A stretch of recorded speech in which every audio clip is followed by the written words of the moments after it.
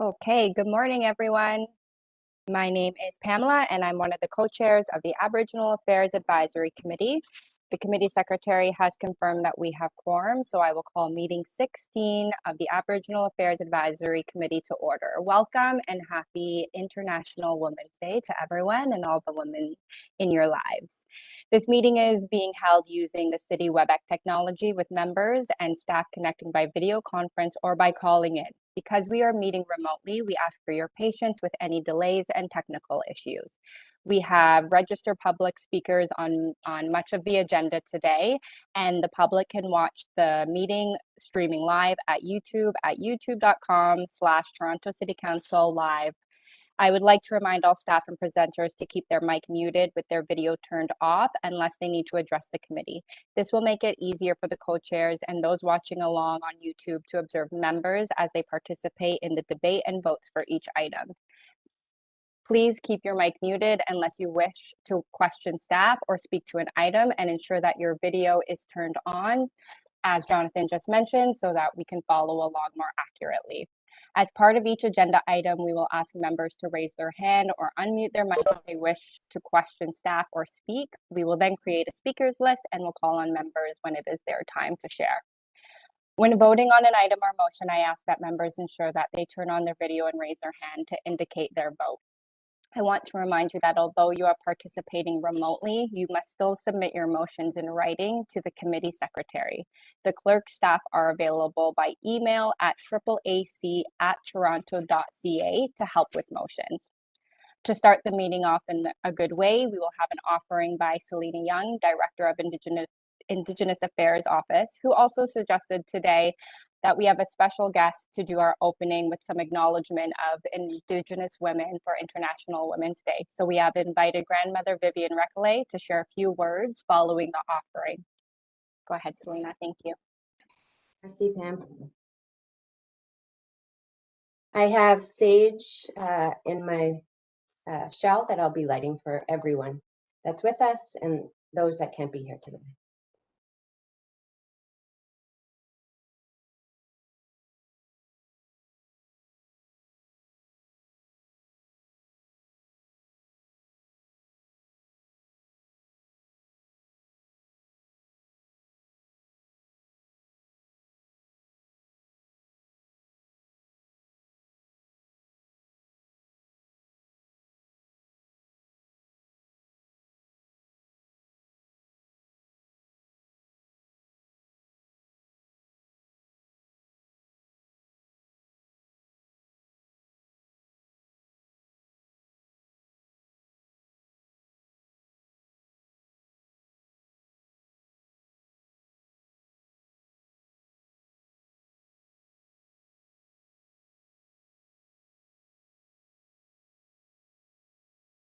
I'll keep the medicines lit for our time together to help keep us grounded and a great conversation going forward.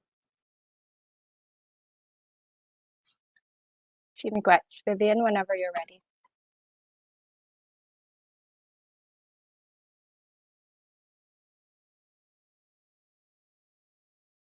Bonjour, nana bonjour, kinagoya, bakasan kwagin di hope she can do them.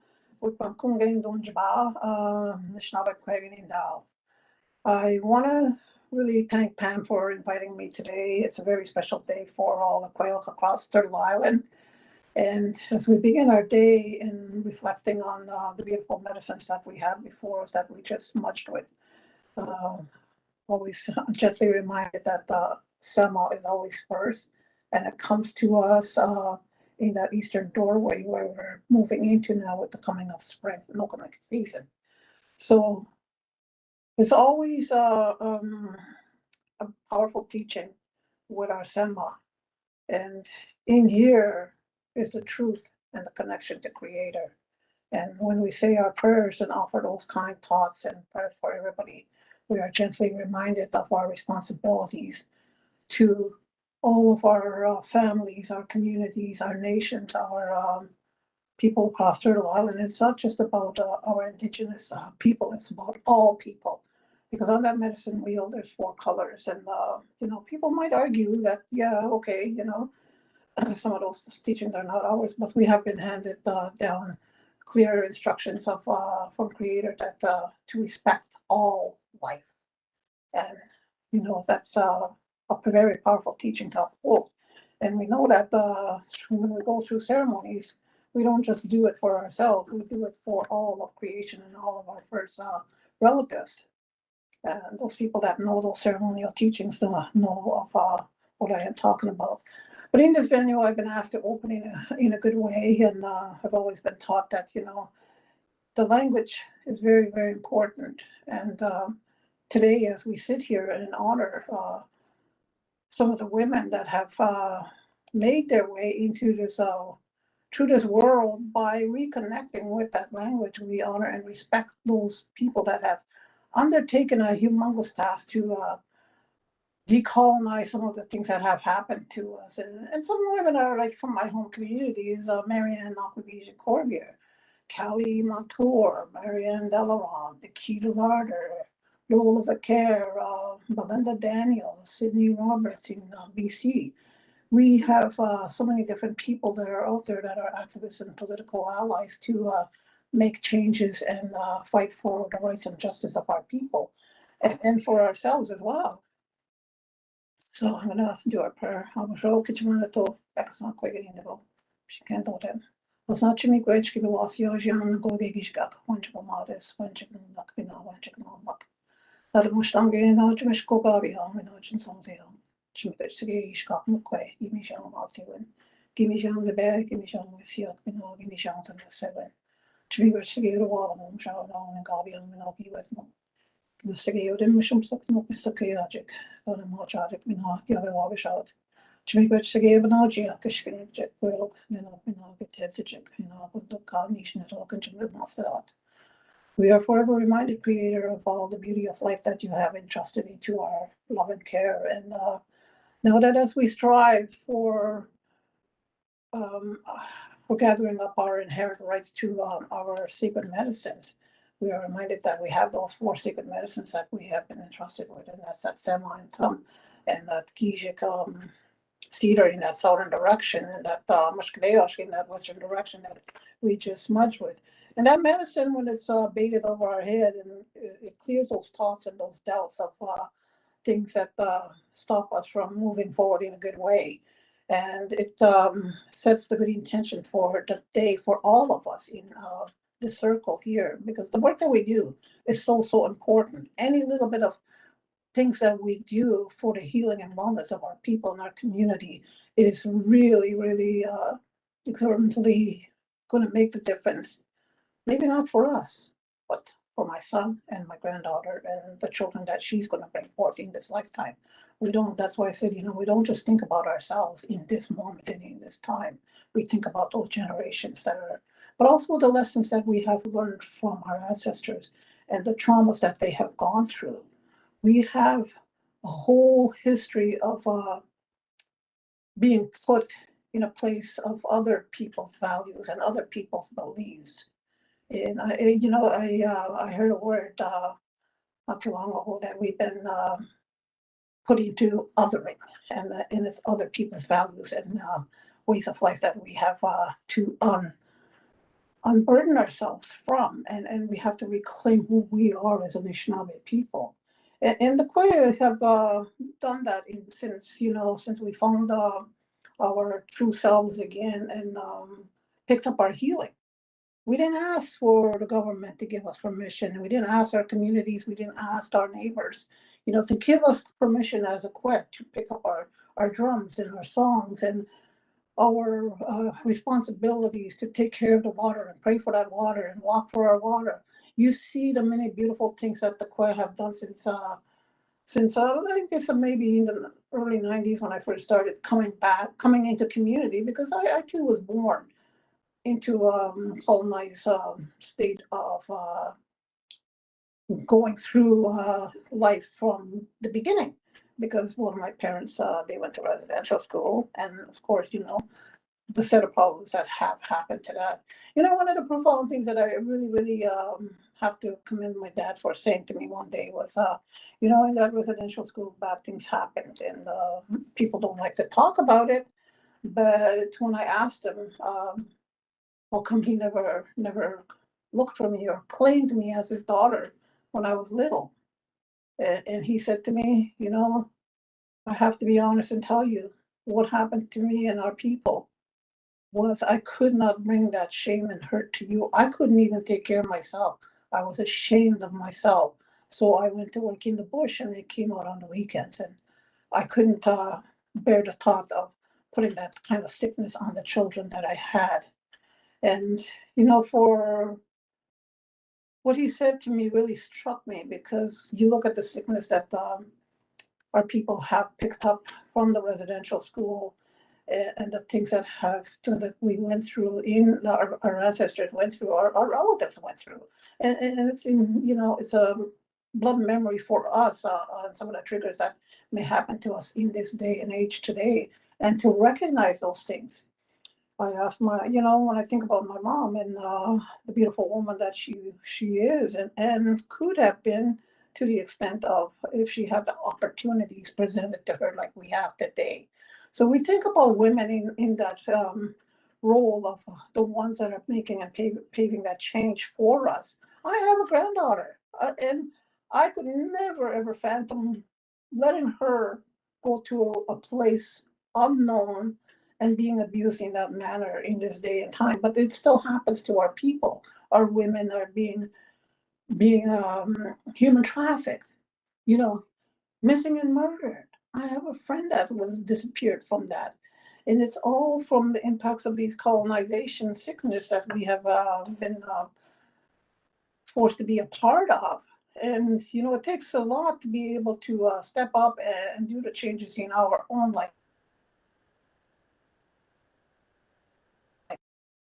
That relationship with myself, I recognize from the beginning when I was a little girl, when I looked up the sky in that sky world, that I had a connection in here that nobody else could ever talk about. I didn't even know what the meaning of it until I started learning our ways and how I was so connected to the one star that I put my faith and trust in to guide me and teach me what my belonging was.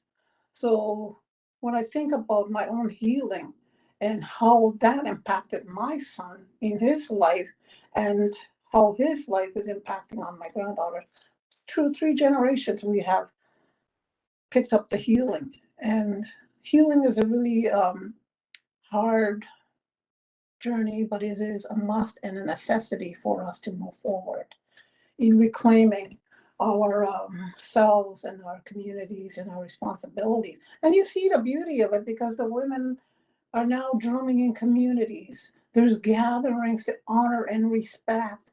You know, I was at Allen Gardens there for the residential school stuff and honoring our ancestors that have gone through so many things, and being able to have these feasts and gatherings to honor and respect our ancestors. And these are the things that have been taken away from us, but we can do them today. And today is no different from any other day. It is always an honor to be alive and in this realm of humanness, because our original teachings teach us that we come from spirit world and we are spirit on this journey, only in this human form, because we had asked Creator that we can walk this time as a human, to experience, to feel, to touch, to see, to smell, to taste, and all those things that we can't have in the spirit world. And we come here with our own set of gifts to pass on to others. And that gift that we carry is going to impact our families and our communities and our nations for those changes to happen. And I always am reminded that we have been given the 2 gifts to the 2 keys to life, as Hurt and Abagon, my elder, used to say, who's in the spirit world now. 2 keys to life, Vivian: honesty and kindness. And you know, we have to remember that through the kindness and honesty that we have in our hearts, that's how we deal with our people, not through harshness and disciplinary ways of trying to get points across to them. We invite them in lovingly and carefully and kindly. You know, we have so much different changes in our walks of life now. because of harm reduction being at the core value of a lot of the things that are implemented in the communities. And we have to remember, you know, we didn't have these kinds of things that we had to deal with back in 1800s or whatever. But these are things that have been introduced to us to take us away from spirit. And spirit is the one that we deal with, we work with. We are spirit on this human journey. And those things have been put in place to stop us from moving forward. And we cannot deny our own people the right, their inherent right to these medicines that grows upon Mother Earth. And Mother Earth has always been there for us, and she is the first woman that we should be honoring. I'm so proud to be able to, you know, do some of that earth work for and on behalf and lovingly for her.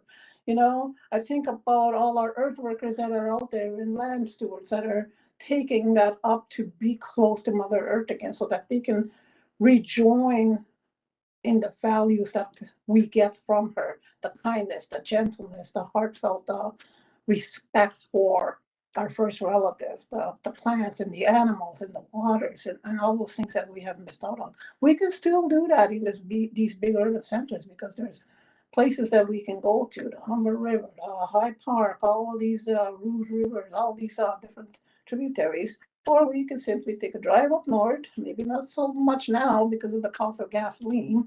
So I'm just a little, you know, I'm really honored to be able to open and bring together people in a community to think about, you know, our grandmothers, our aunties, our daughters and our nieces every day. Not only that, we think about our men, our grandfathers, our fathers, men that weren't given the opportunity to be a father or to even understand their role in the relationship beside women, that balance of the both energies in our communities. And also those ones that walk with those two energies, the two spirited people, the ones that are gifted and have been put into our communities from the beginning of time to carry out that balance and be able to teach us and to respect women on that journey as well with their teachings. So I want to say Kichimiwech for asking me to come out and be a little part of your beginning to your feeding your spirit, your breakfast. So I like to feed my spirit every morning because I have my eagle feather, I have my pipe, I have my bear claw, I have my sema, and all these things that I never knew or never even thought I would ever have. You know, and it is through the hard work of being a helper that I'm able to sit here and be able to bring forth some of the teachings that were given to me. And I always highly respect my grandmother, Grandma Rose, that sat with me and taught me the full moon teachings. And I carried my little bucket of water in honor of my role as a woman to speak and pray for that water because women have been entrusted with the gift, with the beautiful gift of bringing forth life. And she should be so upheld way up there next to Creator. And those are our original teachings is, you know, to respect women because next to Creator, she has that capability of bringing forth life and those waters that come before it. And Grandmother Moon up in that sky world, who is the helper to all women on Mother Earth Turtle Island. And so we give great thanks to all those helpers that we need to learn about and understand so that we can put that in our heart. And then we bring that kindness and love to our people, to our families. And in a non-judgmental, non-critically, non-critical way. So, Kichimiwech. Thank you so much, Vivian. And thank you so much for your time. I know that you have to run, but I appreciate you starting us off in a good way and sharing your beautiful words of wisdom, and Selena for the offerings. Carrying forward, so although we are all in different locations and meeting remotely today, the AAAC acknowledges the land that we are meeting on is the traditional territory of many nations, including the Mississaugas of the Credit, the Anishinaabe, the Chippewa, the Haudenosaunee, and the Wendat peoples. And it is now home to many diverse First Nations, Inuit, and Métis peoples. We also acknowledge that Toronto is covered by Treaty 13 with the Mississaugas of the Credit. At this time, are there any declarations of interest under the Municipal Conflict of Interest Act? And if you have an interest, please raise your hand or unmute your mic to let us know. Seeing none, may I have a motion to confirm the minutes from our last committee meeting on January 14th? Francis? All those in favor? Thank you. Any opposed? The motion carries.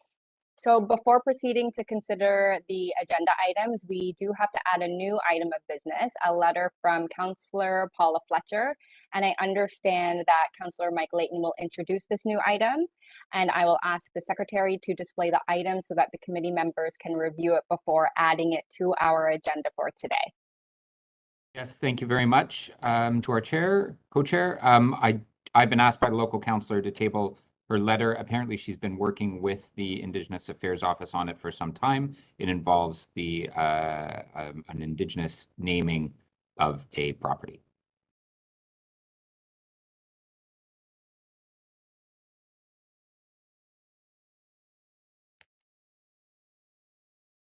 So this will be added to the agenda as a new item. All in favor? Any opposed? Okay. So the new business item is an information item only, and we passed it, so that motion carries. And then we'll move into our first item, which is the reconciliation action plan, and Brian is going to take this item. Thanks, Pam. And thank you, Elder Vivian. That was a wonderful way to open. And before getting into it, I would also like to wish a happy International Women's Day to all of the incredible women, girls, two-spirit, gender non-conforming, and non-binary people among us, and that just help the world be a better place than it would be otherwise. So the first item is item AA 16.2, Reconciliation Action Plan.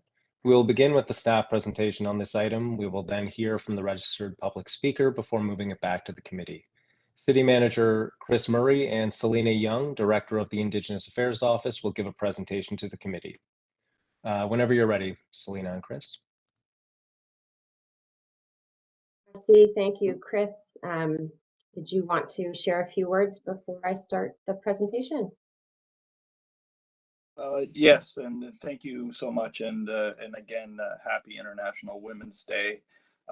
It's a real pleasure to be here. This is obviously a very important milestone in our relationship, and so maybe without further ado, Selena, at the end of your presentation, you can just come back to me and I'll have some closing words. But again, thanks so much, Selena, for all the effort that you and your staff have made to get us to where we are. But you know, even more importantly, the work of everyone in this community that is Indigenous, that has wanted for us to be moving forward in a good way, in a positive, productive way. And so I look forward to the questions and comments that this committee will have. Thanks very much.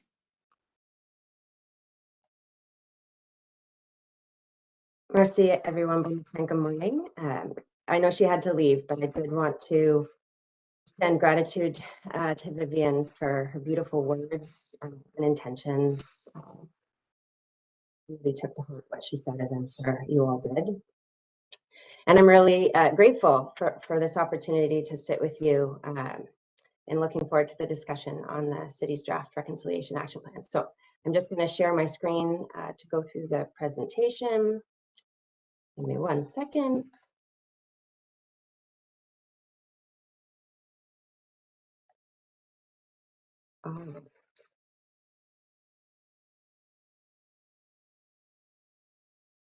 Excellent. I'm assuming, Brian, I can see you. Can you give me a thumbs up if you can see the presentation and hear me all right? Okay. So I really just, I want to start by sharing an overview of the Reconciliation Action Plan, or RAP, and some key things that we heard from community about the RAP.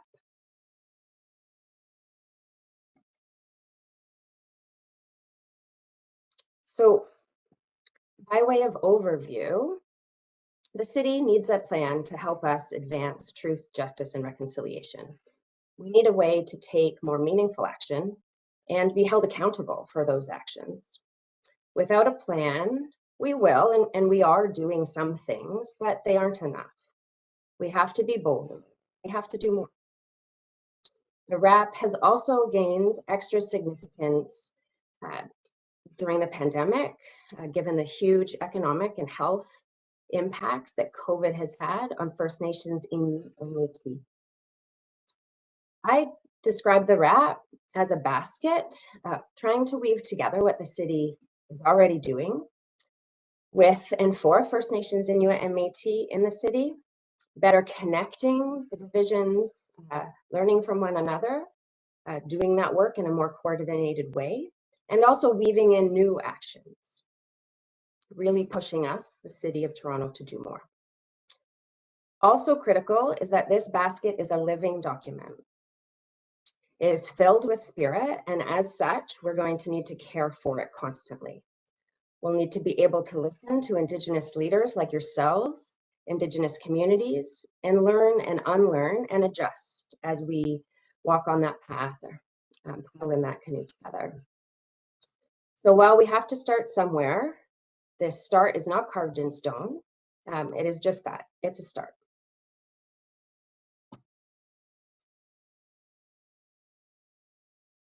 So Indigenous peoples have been telling our stories, sharing our realities in numerous inquiries and reports for decades.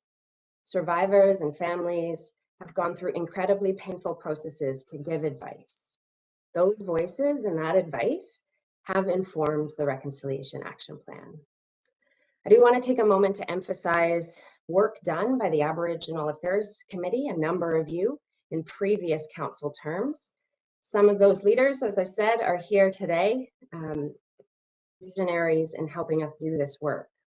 You were instrumental in getting City Council to endorse the Statement of Commitment for Aboriginal Peoples back in 2010, almost 12 years ago.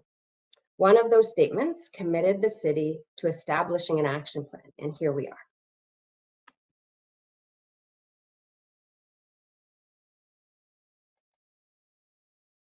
This is just to give you a sense of key values that'll guide the work. Some slides I'm not going to spend as much time on, but I'm happy to go back to it.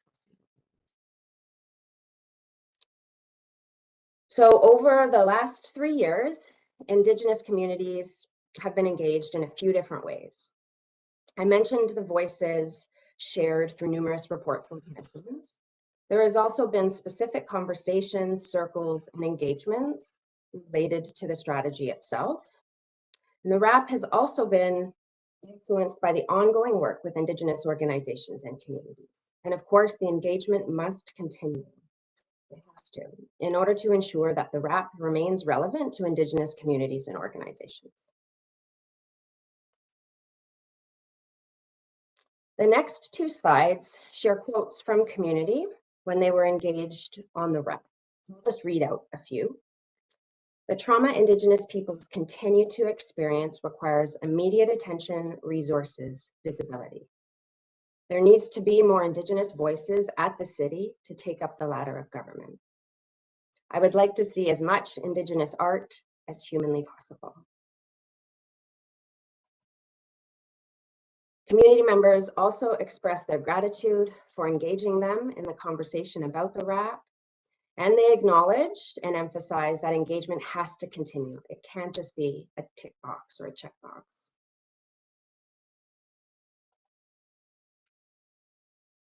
The next two slides are an overview of the actions in the RAP. So as part of your package, you would have received the full draft design document that goes into details. So this is just a high level 10,000 feet view of the 28 actions through the 5 themes of restoring truth, righting relations and sharing power, justice, financial reparations, and some actions for the Indigenous Affairs Office.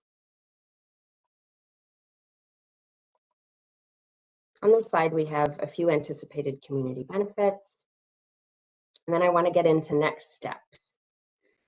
So the key next steps will be to go to executive committee and then city council. We are targeting the March 30th executive committee meeting and then city council on April 6th and 7th. As part of that process, Chris, the city manager, submits a staff report to executive committee. And we wanted to give you a sense of what's included in that draft staff report. So ultimately, it's an important way to emphasize the significance of this work. And we also use the report to provide recommendations so that City Council can direct city staff to implement the plan. We provide a general description of the plan, giving a sense of the themes and the associated actions. And the strategy itself, the RAP, is appended to that report, as well as the other attachments you received as part of your package. So the draft year 1 work plan, a review of what jurisdictions, other jurisdictions are doing related to strategies and plans.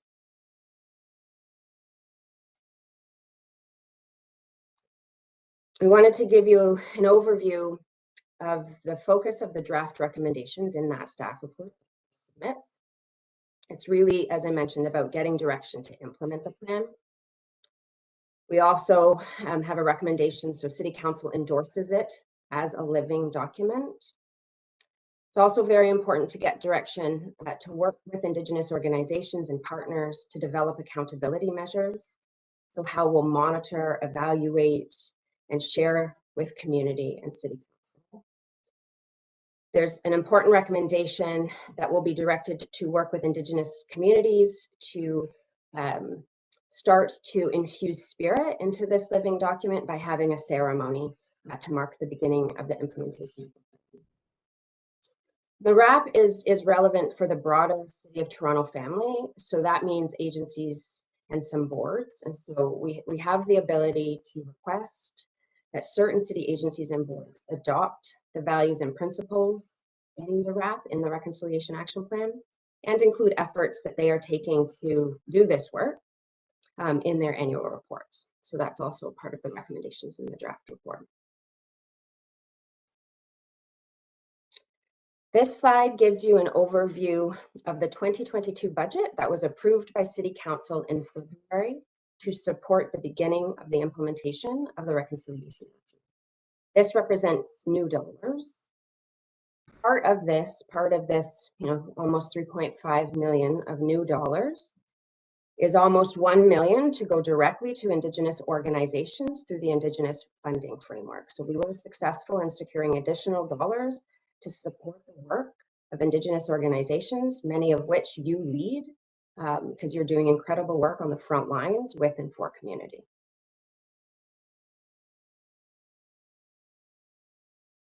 Last, and I think most importantly, we want to share with you the hopes and dreams that community members shared with us. So during the engagement sessions most recently, we asked community members, in 10 years, what do you hope to see changed for Indigenous people in Toronto? And these are some of the hopes and dreams that we heard. We look at these, the city is looking at these as our marching orders, right? We need to do work to have these hopes and dreams realized. And I'll read a few from this slide and the next. In 10 years, I envision a stronger community and the City of Toronto having a better connection with community. I imagine community organizations developing their own relationships within and working together cohesively with the City of Toronto and non-Indigenous service providers to provide greater support. Land back. Indigenous peoples are respected for their centuries of accumulated knowledge and wisdom. Their opinions are sought, and they are at the table in the city's decision-making process. Stronger communities, inclusive practices, more collaboration, better vision, and more knowledge sharing. And last but not least, is just read out one more. In 10 years, my 7-year-old will be graduating high school. I wish for him and for all children a belief that they are not held back from pursuing their dreams because of racism, hate, and other challenges that face our Indigenous communities today. Merci. Thank you so much for your time, and I look forward to the discussion. And and Selena, if I can, I just want to make this comment that you know, I realize this is really all about building a relationship. It is about respect. It is about trust between us and amongst us, and ultimately, it is about establishing a relationship that in time, you know, people would regard as a friendship amongst us all. The reconciliation action plan is, as I think Selena has pointed out, it is a living document. It is a basket of 28 actions that have arisen as a result of conversations and engagements over about a 3-year period, which we know are not perfect. They are important though, and I think recognizing that the City of Toronto is a colonial product, my position is a colonial position, and I have obviously benefited from a regime such as that. I just want to say personally and professionally, it is really important as a city manager to do everything I can in my capacity to work with community, to support Selena and her challenging job, but also to give a recommendation or a set of recommendations to council for them to consider and approve, so that this next step in our relationship can occur. And with that, I thank you so much for your time, and look forward again to your questions and comments. Thank you, Mr. Murray and Ms. Young. We're now going to hear from the registered public speakers. Then we will bring it back to the committee for questions of staff. We have 2 registered public speakers on this item, Miguel Avila Velarde and Catherine Gandy.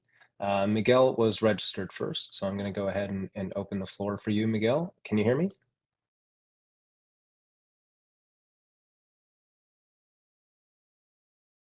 Are you ready, Mr. Avila Velarde? Yes, I am. Okay, when you're ready, you have 5 minutes to speak, and when you're getting close to the end of your time, I'll let you know. Please go ahead. Good morning, and thank you for allowing me to speak. As you know, my name is Miguel. I live in Regent Park.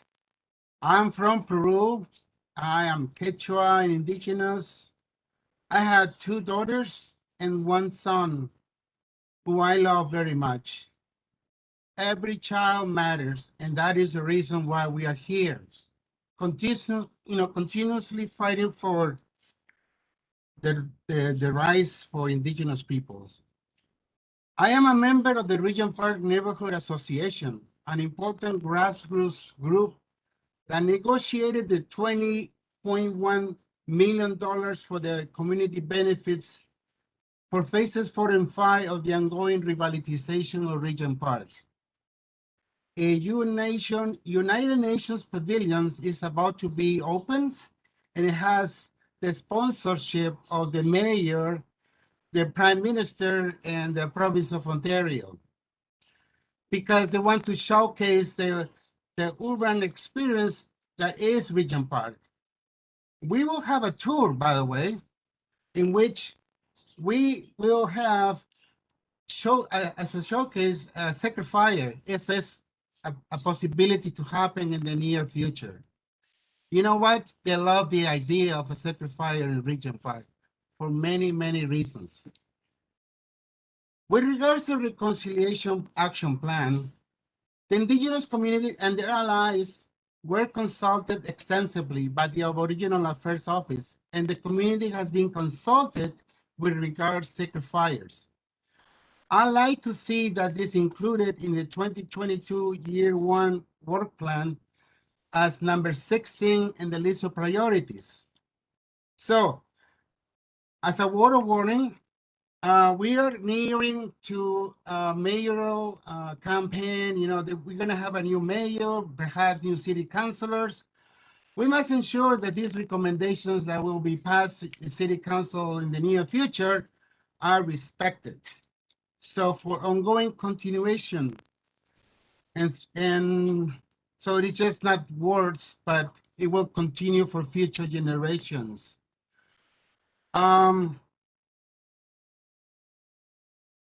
with regards to sacred fires, this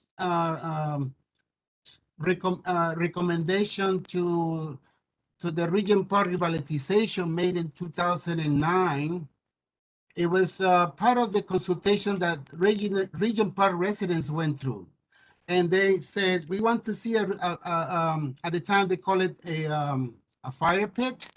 But over time now, the request to my councilor Wong Tan and other peoples is that we want to have a sacred fire because there's a lot of indigenous people living in the community. We have so many community services that serve the indigenous communities, Council of Fire, the Anishinaabe Health Center, et cetera, et cetera. There's so many agencies that serve the community. So to have a place to honor indigenous ceremonies is my recommendation, please, to move forward.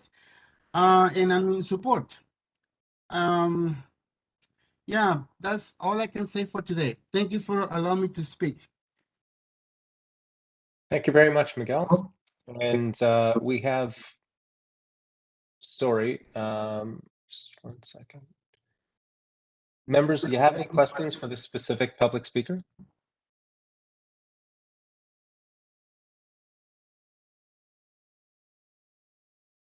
Seeing none, we do have a second public speaker, Catherine Gandy.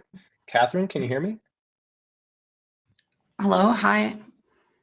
Hi, welcome to the Aboriginal Affairs Committee meeting. Thank You have 5 minutes to speak, Catherine, and when you're getting close to the end of your time, I'll let you know, okay?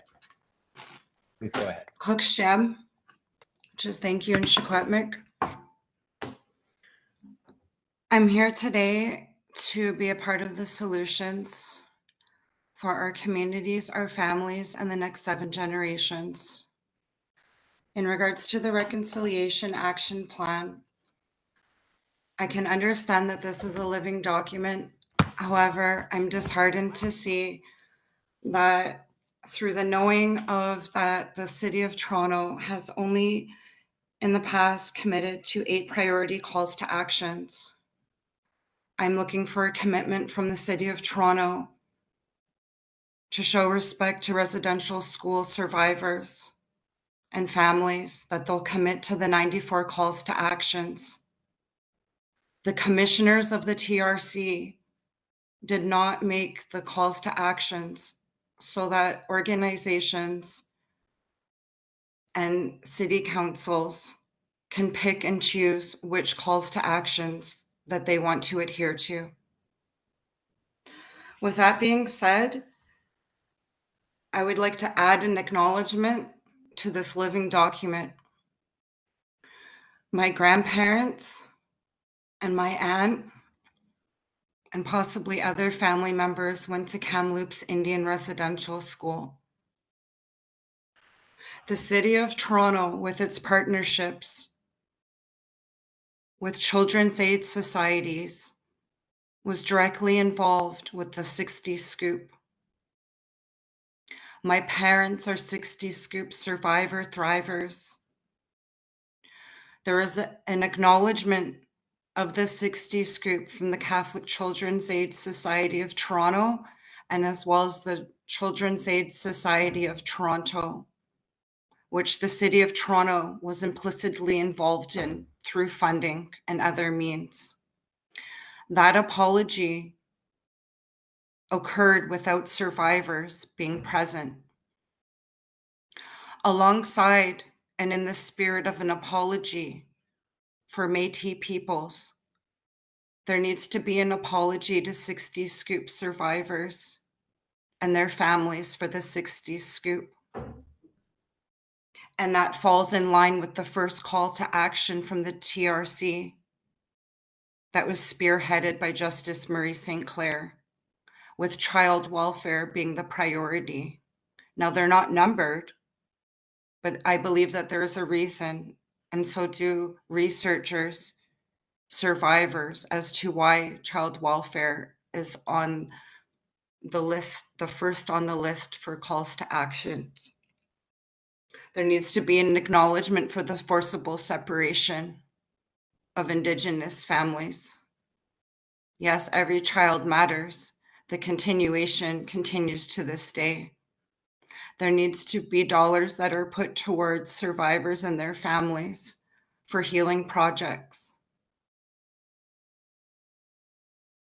One monumental change that I see within our community is that Council Fire has always been there for residential school survivors and families, and continues to do that to this day, as well as 60 Scoop Day School and Millennium Scoop survivors.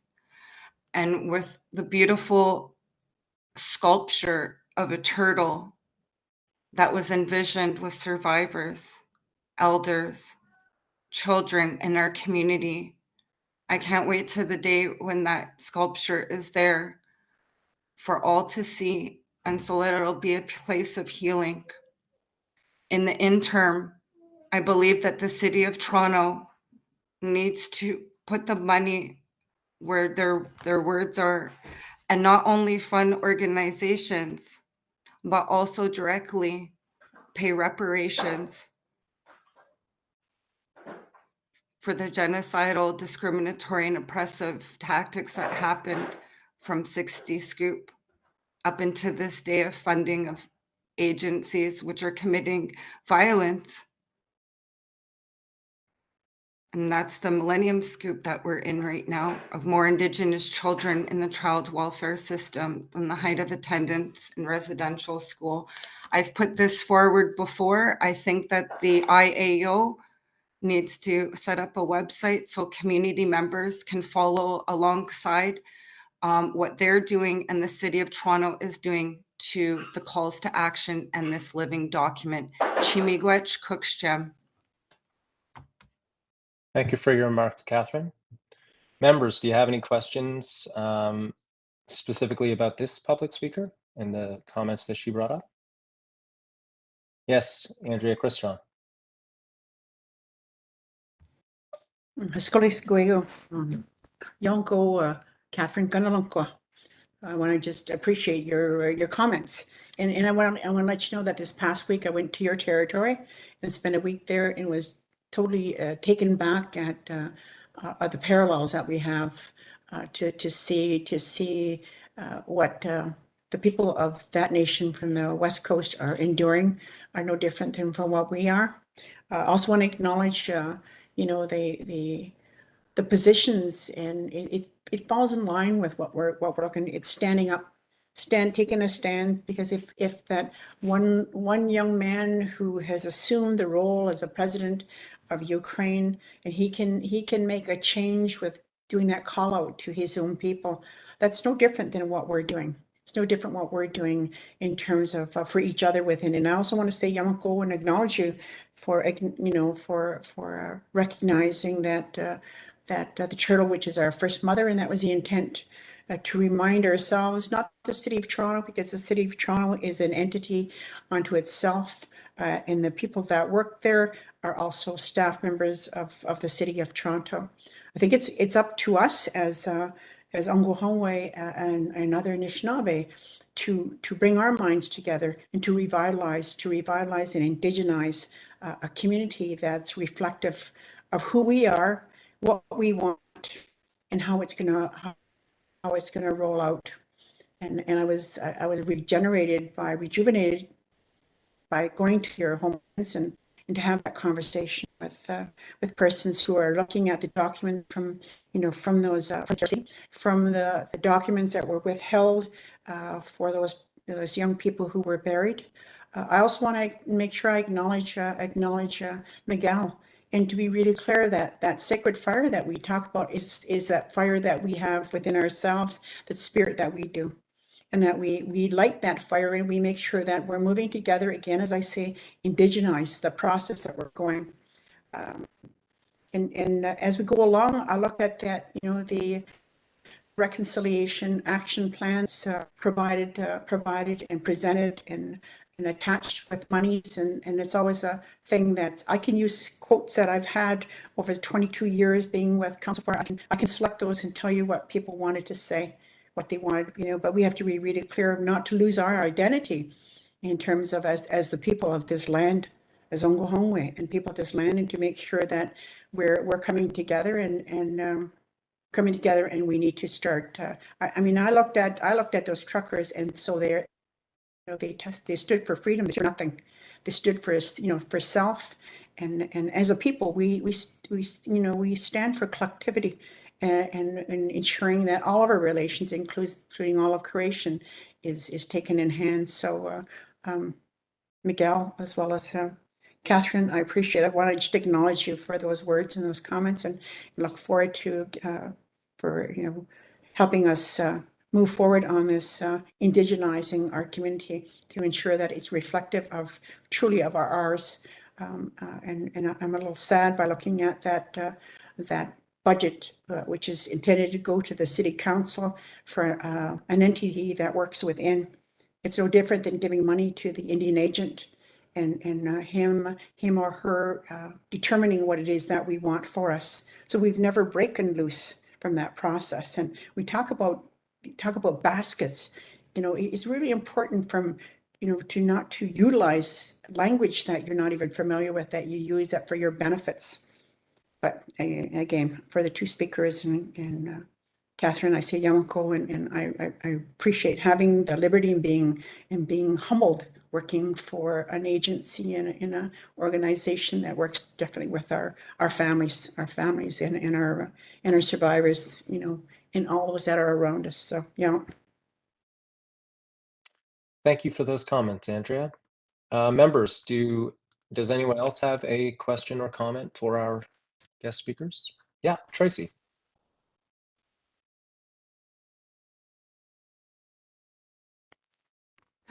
Anine. Well, first of all, I'd like to say that was a very good presentation. Thank you for all those involved in it.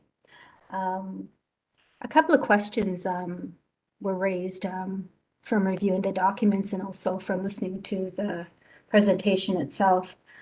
Tracy, Yes. if you don't mind, this was specifically if you had questions of the speakers. Oh, I thought this was of the presentation. No? We'll get to Okay. that next. The only reason I bring it up is because Member someone else Francis hasn't talked. Anderson. Okay, go ahead. Sorry about that. No problem. We'll get back to you, Tracy. So Francis, yeah, I wanted to let you have a chance to go over the letter that you had submitted. If now is a good time to do that. Sure. Now is as good as any.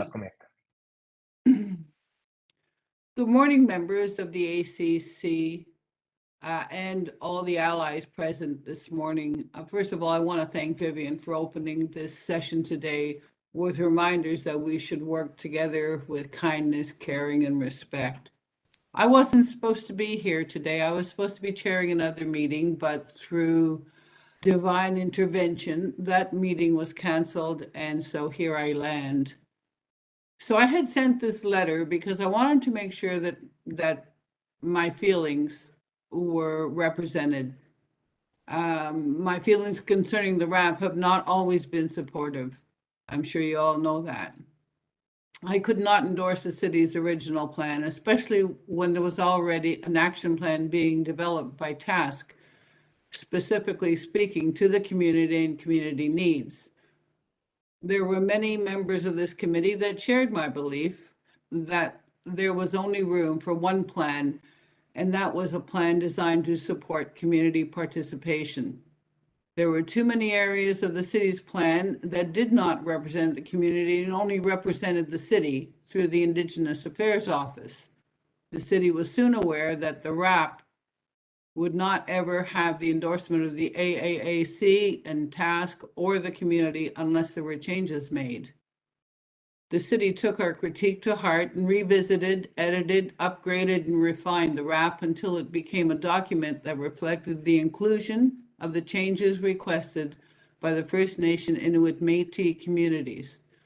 The City of Toronto's desire to work with us to build bridges to inclusivity, equality, and economic stability, while nurturing and merging the RAP with Task's prosperity plan showed the city's willingness to work with us and develop a mutual vision. I know that the RAP is not perfect and it is a work in progress. I think of it like a car. When you're 16, you have a beater. But when you're much older, you look at perhaps a Rolls Royce. Well, it's neither a beater nor a Rolls Royce, but it's somewhere in the middle, and we have to develop it if we want to perfect it. We must also keep in mind that there will be an opportunity to revisit the plan at designated times throughout the year to refine and update. I had to face the fact nothing is perfect, and that goes for this RAP. I know that this is not the perfect action plan, but it is a plan. It's a starting point, and it's up to us to make sure the next iteration is better, more inclusive, speaks of economic development, and elevates the First Nation Inuit Métis community to new heights. The task will soon have its prosperity plan ready for presentation, and when that happens, we will truly be living the two-row wampum. The city in their canoe paddling on one side of the river with their reconciliation action plan, and the Indigenous community in their canoe paddling on the other side of the river with their prosperity plan. We will agree not to interfere with their progress, and they'll agree not to interfere with ours. We will also agree not to get in each other's way unless asked to help. The time has come for putting the word unity into our actions and recognizing that we are always going to be stronger together. I'd like to take this opportunity to start an atmosphere of cooperation between our communities and the City of Toronto by offering my endorsement for the Reconciliation Action Plan as it has been edited. I'm pinning my hopes on this being the beginning of a beautiful, mutually beneficial relationship with the leadership of Toronto, and hope that you agree as well. Thank you. Thank you, Francis. And Tracy, if you're ready now, you can go ahead.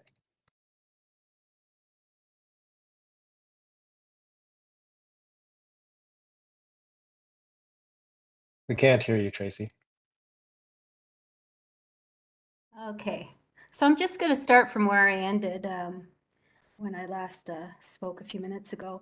So I guess one of the questions I have is when we talk of living document, like it depends on, you know, organizational size. It depends on who's in the middle, what processes and peoples have to meet on this.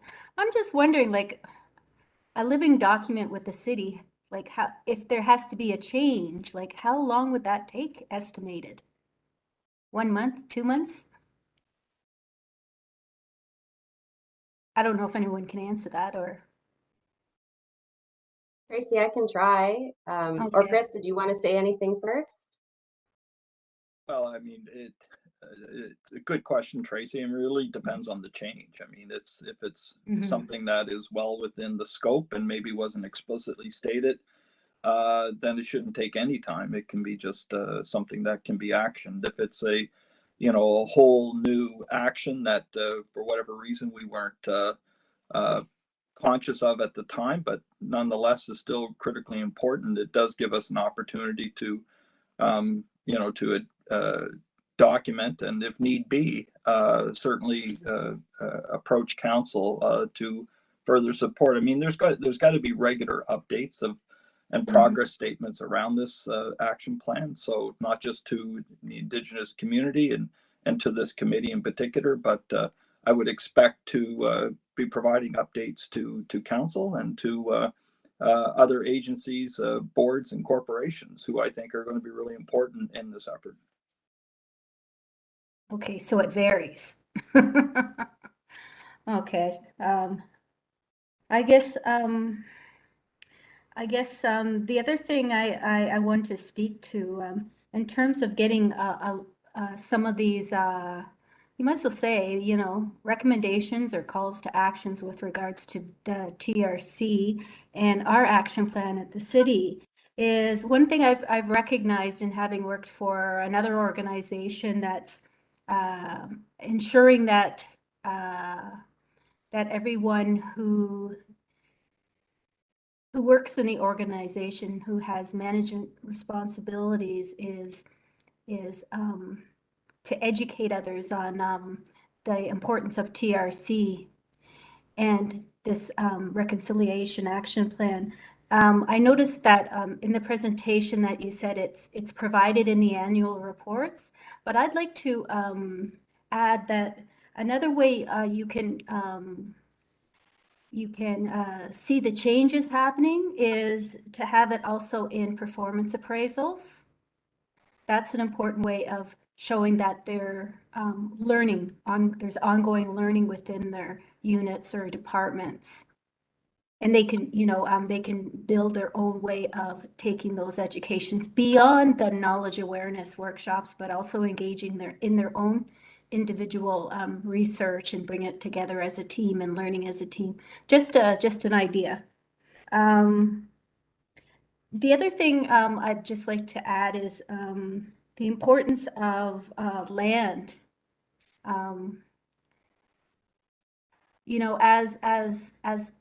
As people, it's important that we try to be environmentally conscious and preserve the land which we have in the city. And I know it's important to have business development to bring in, bring in investors and so forth. But as also part of the reconciliation is the land is to ensure that that the city doesn't lose its responsibility as humankind, which is caretakers to the land. And in these fast economic times and business development times, land is being impacted by buildings and so forth. So I just wanted to add that in terms of the reconciliation plan, that we should always make sure that land is definitely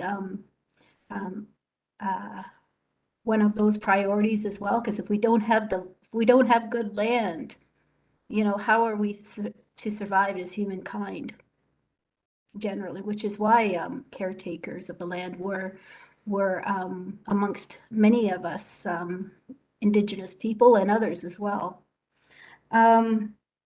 We do need more Indigenous voices. That's the fourth thing I said. We do need more Indigenous voices, and it doesn't necessarily have to come from managers or supervisors or so forth. It also can come from everyday folks. And how are we to start increasing that, get more Indigenous voices involved?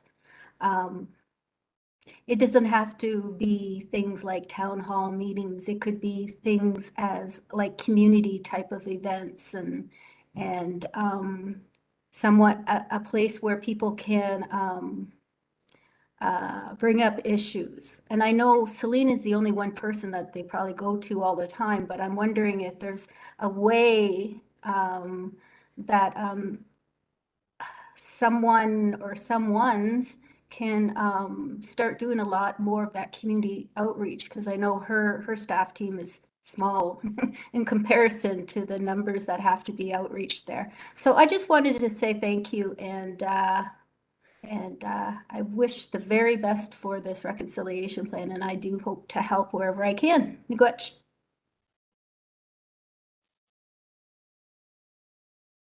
Thank you, Tracy.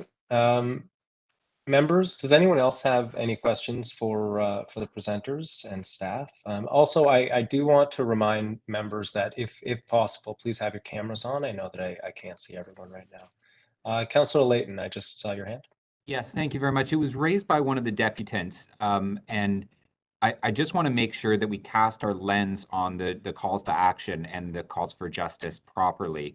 To staff, how did we evaluate? There's a lot of recommendations there, and I'm of the position that if we have a responsibility, or if it falls within our powers, and even if it may be not, and we'd be pushing a little bit to go into that space, I want to be there. And how did we determine which calls to action, which calls for justice made their way into the city's action plan? And will we have an opportunity at some point in time to either, one, advocate on behalf of the other recommendations at other levels of government so that they implement them if they are the ones directly responsible, and two, maybe take on some of the responsibility that if those governments fail to. Selena? Merci, Councillor, for the question, and Tracy for what you shared previously. First on the RAP and the TRC, and then the National Inquiry into Murder to Missing Indigenous Women and Girls. So we did a deep dive into the Truth and Reconciliation Commission, and pulled out things that were explicit for municipal governments and or areas where we thought the city could be doing things. So there is just under 20 specific actions, calls for justice from the TRC that align with the Reconciliation Action Plan. After we did that deep dive, we did a bit of a comparison on the TRC. To your point, Councillor, a number of the actions are directed at other levels of government or other sectors, not necessarily represented entirely by the City of Toronto. And that's why we put in actions like advocate with and for Indigenous peoples at other levels of government, so that we can leverage whatever abilities we have to influence and support. And I think over time, looking, as we go down this path, as we pedal down this path, as Francis was talking about, we can look at how we can expand that. And to Catherine's beautiful words, make sure that we're acting on as many of the calls for action as possible. On the national inquiry, that work is to come. There is a specific action in the Reconciliation Action Plan that the city needs to do. We know we have to do a lot more work to respond to justice. So we've very early start to that by some community engagement and some research, but really the Reconciliation Action Plan will give us the opportunity to do much more to respond to those calls for justice in particular. Working with community, all of this, right, is incredibly important that we continue to engage with First Nations and Métis to make sure that what matters to them, what matters to you as members of that community, those communities, is reflected in what we do and how we do it. Yeah, I hope I touched on the advocacy with the other levels of government, TRC, Murder to Missing Indigenous Women and Girls. Thank you. Members, do we have any other questions or comments?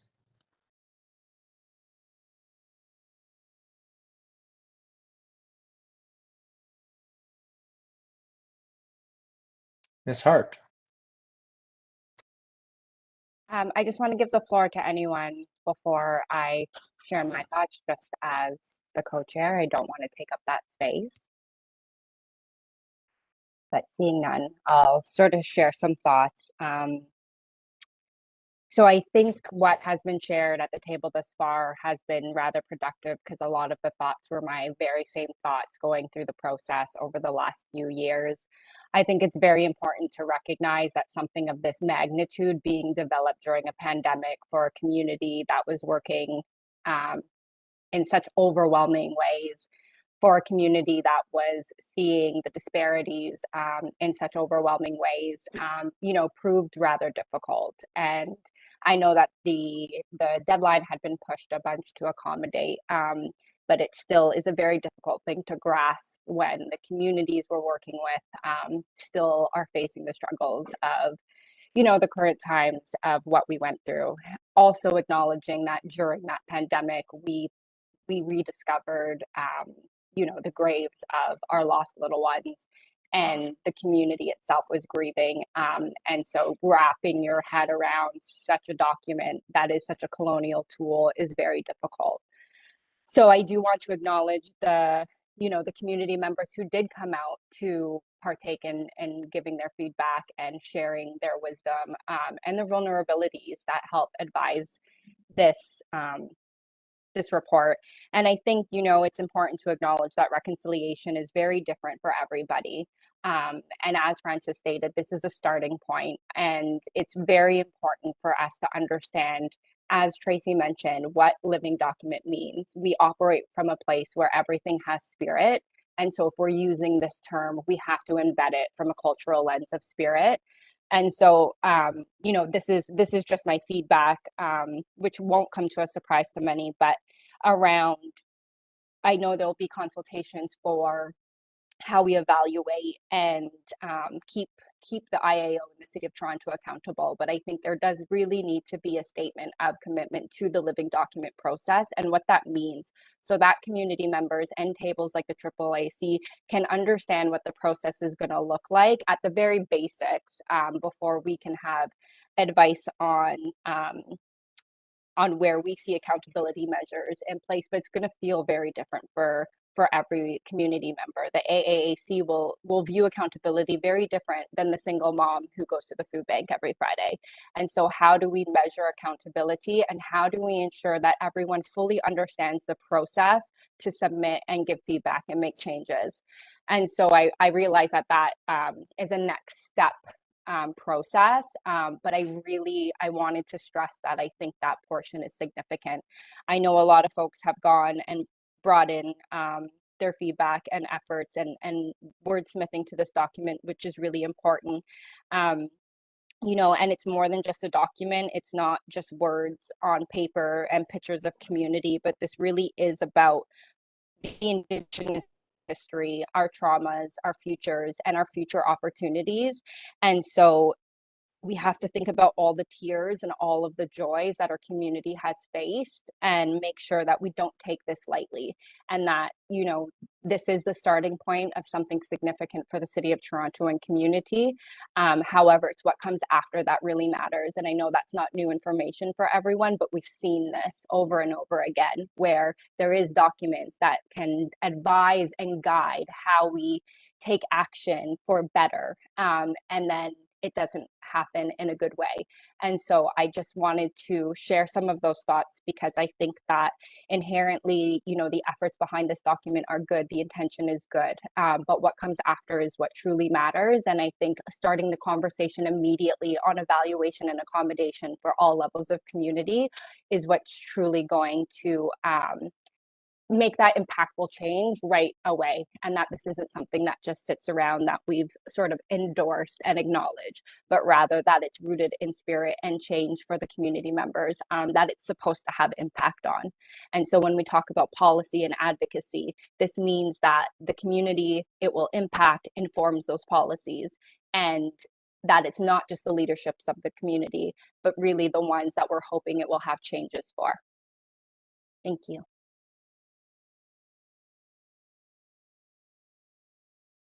Thank you, Pam. Members, do we have any other comments or questions for these presenters on this item? Andrea, when you're ready. Yoko, I was fielding a call, sorry. And thank you for your comments, Pamela, as well as Tracy. Those are really they're really important things to also think about.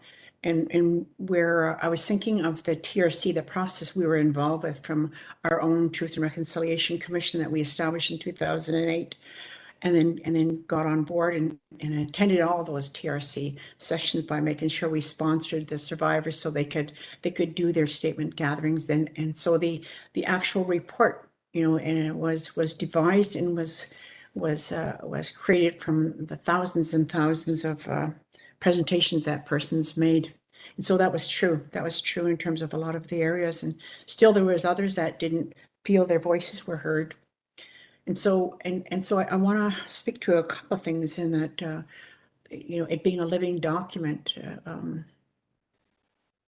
it's still really difficult. I know I'd like to find out how many people around the table, whether you're a recent member or not, have actually had that engagement within, you know, with the IAO offices. You know, in Guswanta, I don't want to have that compared to anything, because the Guswanta is is a part of who we are. And truly, it's not representative, you know, of where we're in, because we're in the city of Toronto's boat and don't get ourselves. And so it becomes really difficult to look at ways and means of moving forward. Each of our agencies struggle to go after, to negotiate and navigate opportunities that help us to provide the much needed supports and services that reflect our mandates and the community that are there to hear their voices and not to capture it in any captions. It's I see with the taking down of the Ryerson, Egerton Ryerson was something that was done collectively with persons to found it that really offensive and to make those changes. Also want to acknowledge the fact that they've renamed it. Renaming is one thing. It's actually taking that commitment and making something happen, amongst us. But jumping on somebody else's, jumping within their boat and calling it as a Gaswante is really difficult and hard to understand. I know that we've had really strong conversations around our table within task and how do we meet the needs and how is it reflective and reflective. So reading the letter and the acquiesce of what's there without us having that conversation back at our table again is really disappointing. Working together is really strong comment. If we really are working together, why doesn't it feel like that? Why does it feel like we're still working for someone else? And that why would we be required to endorse something if that's a case? That just move it to the city council for endorsement. You don't need us. You just need to advance it yourself. So be really clear on where we're moving. We're moving for another process of the Indian Act system. And all this time we've been trying to, through my years, trying to look at something very different to create for our community, not just within this particular area, but right across the country, in which I was privileged to find and realize by having, not that wasn't the intention, but to see what they're doing too as well. Appreciate the comments around the land too, because that's so critical, because that's where we do come from. Tracy, and so I think the land that we're all part of, that we have to draw on. We have to really think about this.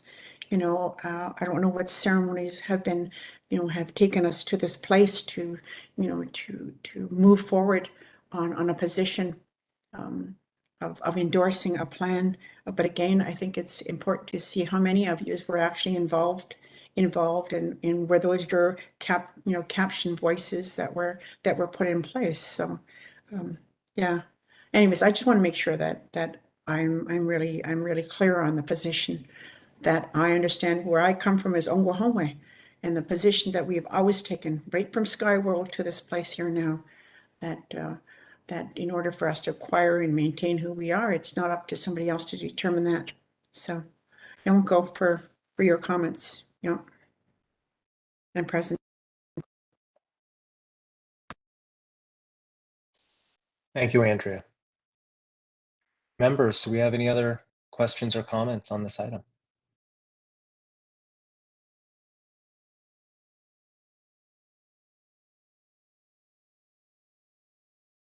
I'm not seeing any, so I'll go ahead and give mine. The big issue that I have with a lot of this document, and it's just part of it, is specifically for items 1 and 2, and most importantly, item 12, like chapter 12 of it. Specifically because the Toronto Police Services is not mentioned in the multiple city agencies expected to answer to a lot of these calls, including the MMIWG final report's call to justice. Despite the word police being found 58 times in the MMIWG calls for justice, but they're still not specifically named here. I know for a fact that other city agencies and corporations like Create.to and the Toronto Zoo are already making impressive and necessary reconciliatory strides, such as Indigenous placemaking and the recently announced Director of Indigenous Relations, respectively. And specifically because this document does identify living with the history of the city and the province and the colonial settler state, of course. So when we think about the oppression of Indigenous people throughout this history, the police have always been the front line of that enforcement, and I think that that needs to be more specifically addressed. So to me, the inclusion of TPS in a lot of these items is incredibly important. And I know that there might be limited ability for that to be enforced, but I think that it still needs to be said. And I think that other agencies and corporations should also be developing, if they aren't already, their own reconciliation action plans, and using this one as a model to build out from. Those are my personal thoughts.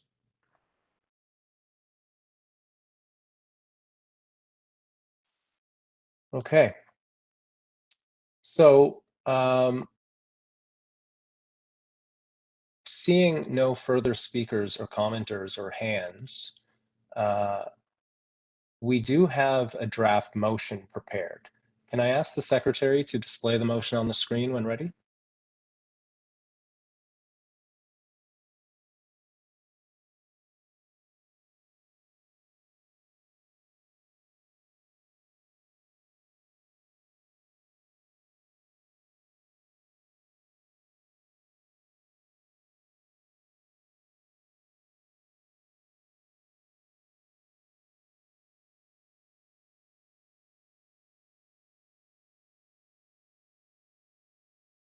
I don't know if the clerks are quickly typing and adding to the draft, but I assume that's the case. So please bear with us.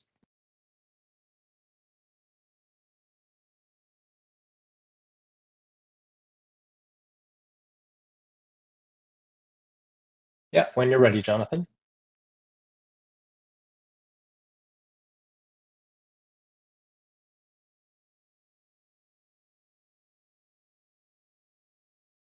Mr. Chair, give us a moment here, please. Thank you. Take your time.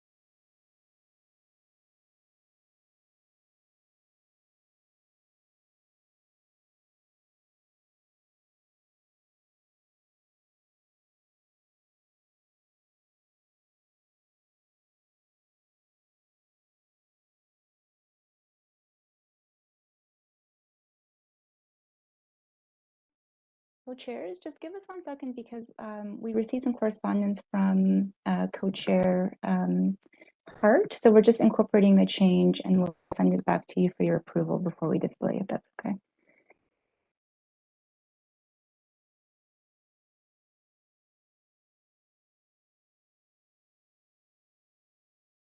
Where's the Jeopardy music?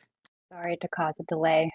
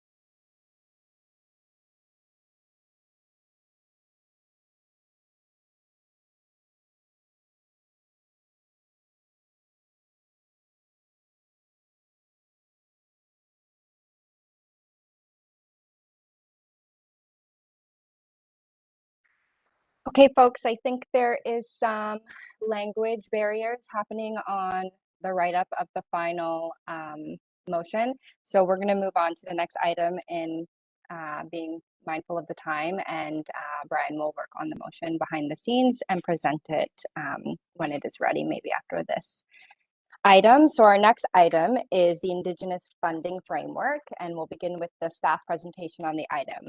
We'll then hear from the registered public speaker before moving it back to the committee.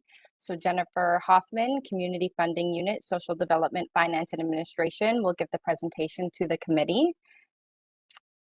Is Ms. Hoffman here and ready? Hi, Pam. Nice to see you. Good morning. Hi, nice to see you. Welcome. The floor is yours. Thank you so much. So I share the presentation myself, correct? I will do Yes, that. the clerks will give you the ability. Okay.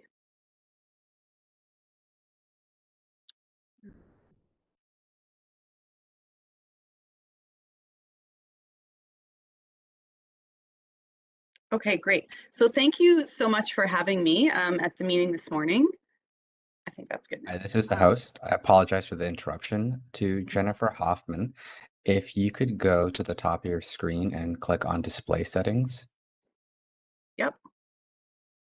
And then swap presenter view and slideshow. Is that better? It should have been better. Can you do that again, please? Oh. There we go. Yes. We're good? Okay. Yes. Thank you. Thank you. Thank you so much. So yes, everyone, happy to be here today to speak on the development of the Indigenous funding framework, which is a project we're working on within the Community Funding Unit, which is in Social Development, Finance and Administration. Our division specifically works to provide funding to support the delivery of social services in Toronto, which is often means that we work with incorporated not-for-profit organizations, as well as grassroots and resident-led groups. This funding framework is specific to our funding programs, but later in the presentation, we will note that colleagues in other divisions are doing somewhat similar work to improve funding practices and increase funding to support the Indigenous community in Toronto. Would like to acknowledge that leaders from the Indigenous community, including a few of the committee members here today, have been instrumental in guiding this process from the beginning. A full list of these members will be shared at the end of the presentation. And a big thank you to Lindsay Kretschmer, formerly of TASK, for the development of the presentation on behalf of the advisory committee. So a bit of background on the journey we've come through to today and continuing on for the next year. The work began with 4 organizations that receive funding in our largest funding stream, which is the Community Service Partnerships. These 4 organizations being Native Women's Resource Centre, Native Canadian Centre of Toronto, Toronto Aboriginal Support Services Council, and Native Child and Family Services of Toronto. One of the first things we did when the group started to meet to consider what is a better way of working together was to turn our attention to the Toronto grants policy. And this is the policy that guides granting in the City of Toronto. And we worked together to edit the policy and then moved this through to receive council approval. So it's the official policy that we follow. And a few examples of the changes that were made include targeted funding streams and unique considerations for Indigenous organizations under general grant streams. So there's language around that in the policy. There's a broadened understanding of eligible expenses for grant programs to include resources for culture, elder, language, land-based activities, ceremonies, traditional foods, clothing, and medicines. It enables programming to take place outside of the City of Toronto, recognizing the very colonial nature of those boundaries to begin with, and as well as the importance of land-based activities. There's the implementation of Indigenous peer review panels on grant programs. And then non-Indigenous organizations are required to demonstrate clear and confirmed partnerships with Indigenous organizations to access funding if it's for Indigenous peoples. And this must be confirmed by the Indigenous organization, recognizing that preference will always be given to Indigenous organizations for programs for Indigenous people to begin with. The other thing that happened early on in this journey is that we brought together some of our colleagues in these other divisions for a session.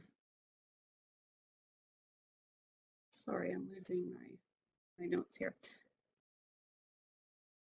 Sorry, for a session where Lindsay Kretschmer, again of TASC, presented on behalf of TASC and grants opportunities and issues that we could look to in the future.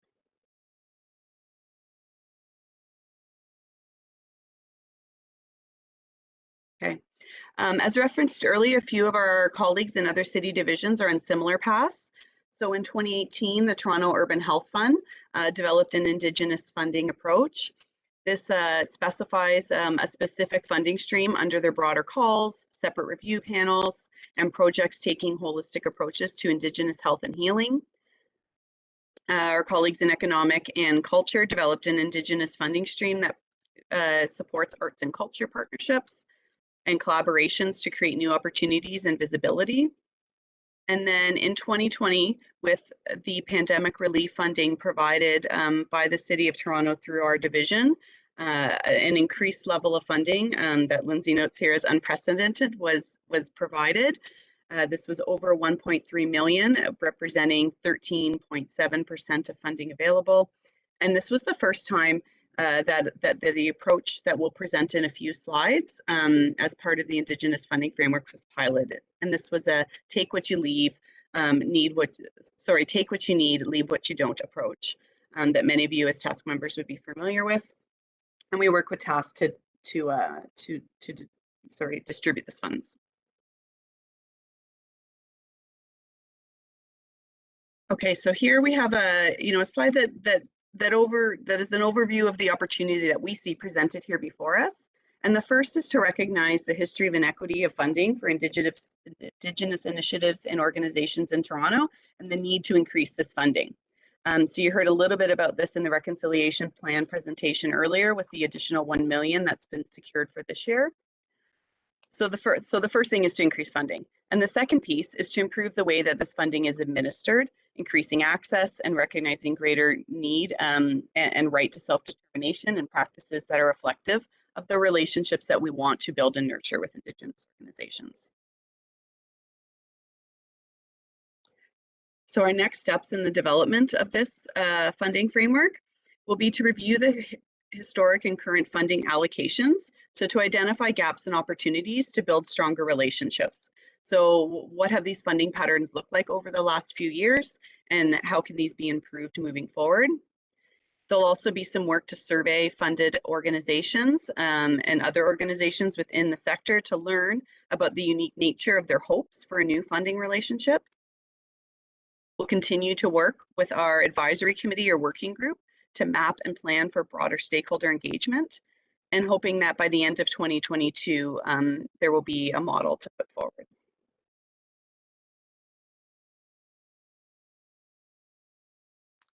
And so on this next slide, we present this funding model that emerged from the COVID relief funding that I referenced earlier, with the idea that you take what you need and leave what you don't from the funding pot. And that with this plus added with greater self-determination for community-driven responses will hopefully equal greater funding equity and stronger community impact. And how this worked in practice was that organizations were able to accept funding on an initial round, and that funding that was declined was placed back in the pot and then redistributed to those who actually indicated that their organization and their community could use it. And so finally here on this last slide, we just have an overview of the various members that have participated in the development of the Indigenous funding framework to date.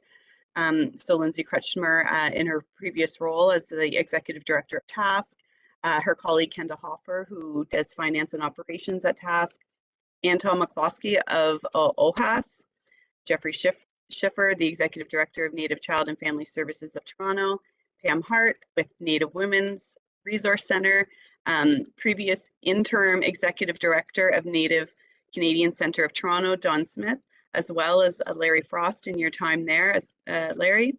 Cynthia Bell Clayton from Anagbi is on the advisory committee. And then we have some city staff that have supported this work.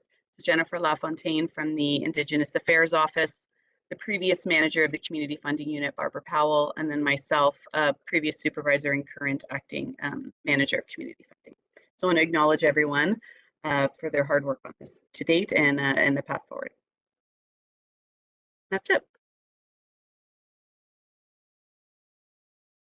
Thank you so much for your presentation.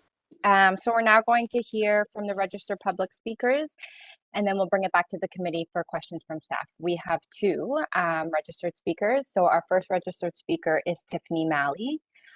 Is Miss Malley ready? Ani, bonjour, yes I am. Good afternoon. Welcome to the Aboriginal Affairs Advisory Committee. You will have 5 minutes to speak, and when you're getting close to the end of your time, I will let you know. You may go ahead. Ani, everyone. Hello to the new members. My spirit name is Woman Who is as Beautiful as the Fire. I am Makwa Clan, and I really want to acknowledge Vivian Ricolette for her opening and such thought-provoking, touching, inspirational words. And I'm just going to continue to follow that great path. And I really want to acknowledge the little spirits and my thoughts and prayers out to them and the ones that are being found. We love you. Our hearts mourn with you. I would love to acknowledge again International Women's Day. I want to take a moment and share a couple words of inspiration. When women support each other, incredible things happen. Each time a woman stands up for herself without knowing it's possible, without claiming it, she stands up for all women. I am women, phenomenally women. That's me and you. So great, right? Funding. Boy, oh boy, funding is fun. Funding is what keeps our agencies open. Community relies on funding to enhance and grow. Throughout the years, working in community and also being part of community, I've always observed funding always going to the same agencies. It's almost to say that funding is being hoarded by a selected few, and others are left to fend for themselves. Equal distribution of funding has never been the priority, and that really needs to change. I would like to see funding equally distributed to ensure that all agencies and new and upcoming can have access to equitable funding. For example, if one agency has 50 funders and another agency has 4, then we need to look at how funding is being allocated. The funding is currently way imbalanced. I'm really looking forward to the opening of the Indigenous Center for Innovation and Entrepreneurship. The time has come to empower and continue to inspire our community to reach their greatest potential ever. I would love to see the Indigenous businesses and nonprofit helping agencies opening up on every single block and everywhere we go, because that is what our community needs. I would love to learn more about city funding and how these policies and current policies and new policies will affect future Indigenous opportunities and how we are really going to develop and look at more of how we're moving forward. You know, I appreciate and I acknowledge that there's some people who have gotten a seat on the committee. I know that currently there's 3 strong community members who are here with us. I want to acknowledge myself. I want to acknowledge Catherine Gandy and Miguel. We've been here for years through the COVID. We've been here a lot longer than even some of the committee members who attend. And we're just so excited to see new members, but we're also disheartened that we didn't get a seat. You know, I've made multiple recommendations to the committee to implement a community advisory committee to work with TASAC, the IAO, and of course you. I would love to get an update as to when this community advisory table will be created, implemented, and I feel that it would be very beneficial to have this table started. So when discussions about funding and other matters, we as community, the ones who are being impacted by the decisions that you are making, we can be involved. We obviously have such valuable input, and we obviously know that we are part of this community and we need to also be involved in these conversations. You know, selective thriving, it continues to keep our community oppressed. My prayer of hope is to see more opportunities for the community to thrive and grow and to feel empowered. Our community is not in a place to selectively choose who thrives, is it?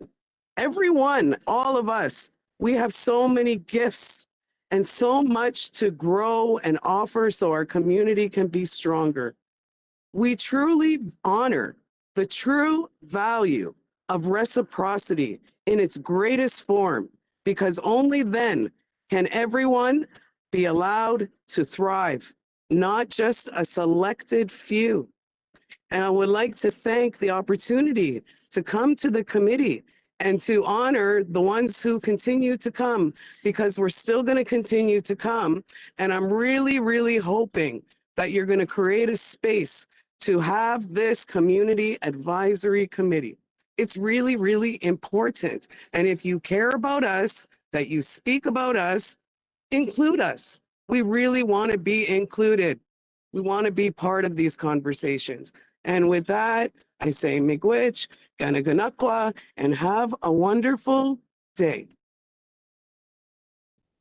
Thank you, Tiffany. I think you are registered for another item, so I just want to remind you of the 5-minute time, but I was happy to allow you to go over to finish your thoughts, and I thank you for your input and ongoing participation at the table. Members, does anyone have comments or questions for our speaker? Okay, seeing none, I will invite our next speaker, Catherine Gandy. Catherine, are you ready?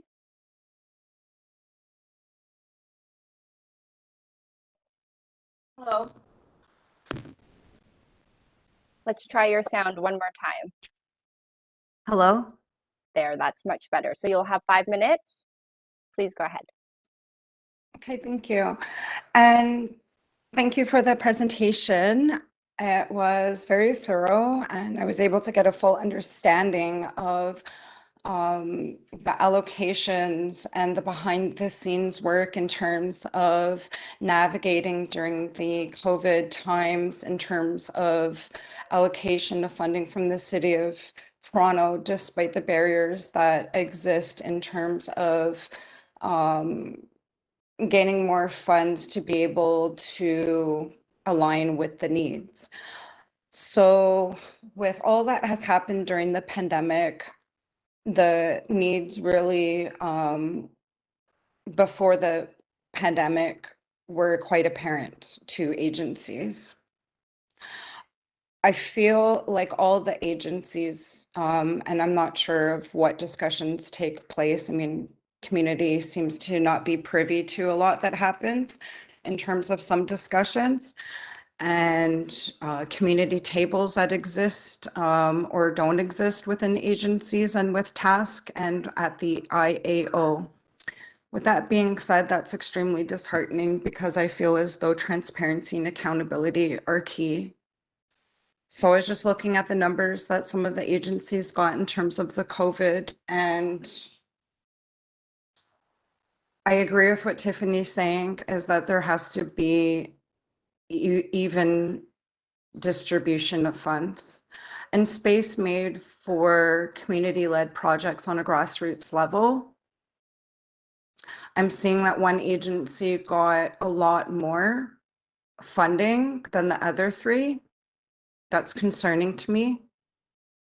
How will task ensure that there's accountability and transparency of the $1.3 million, specifically with the fact that there was inequality in the disbursement of funding amongst the 4 organizations?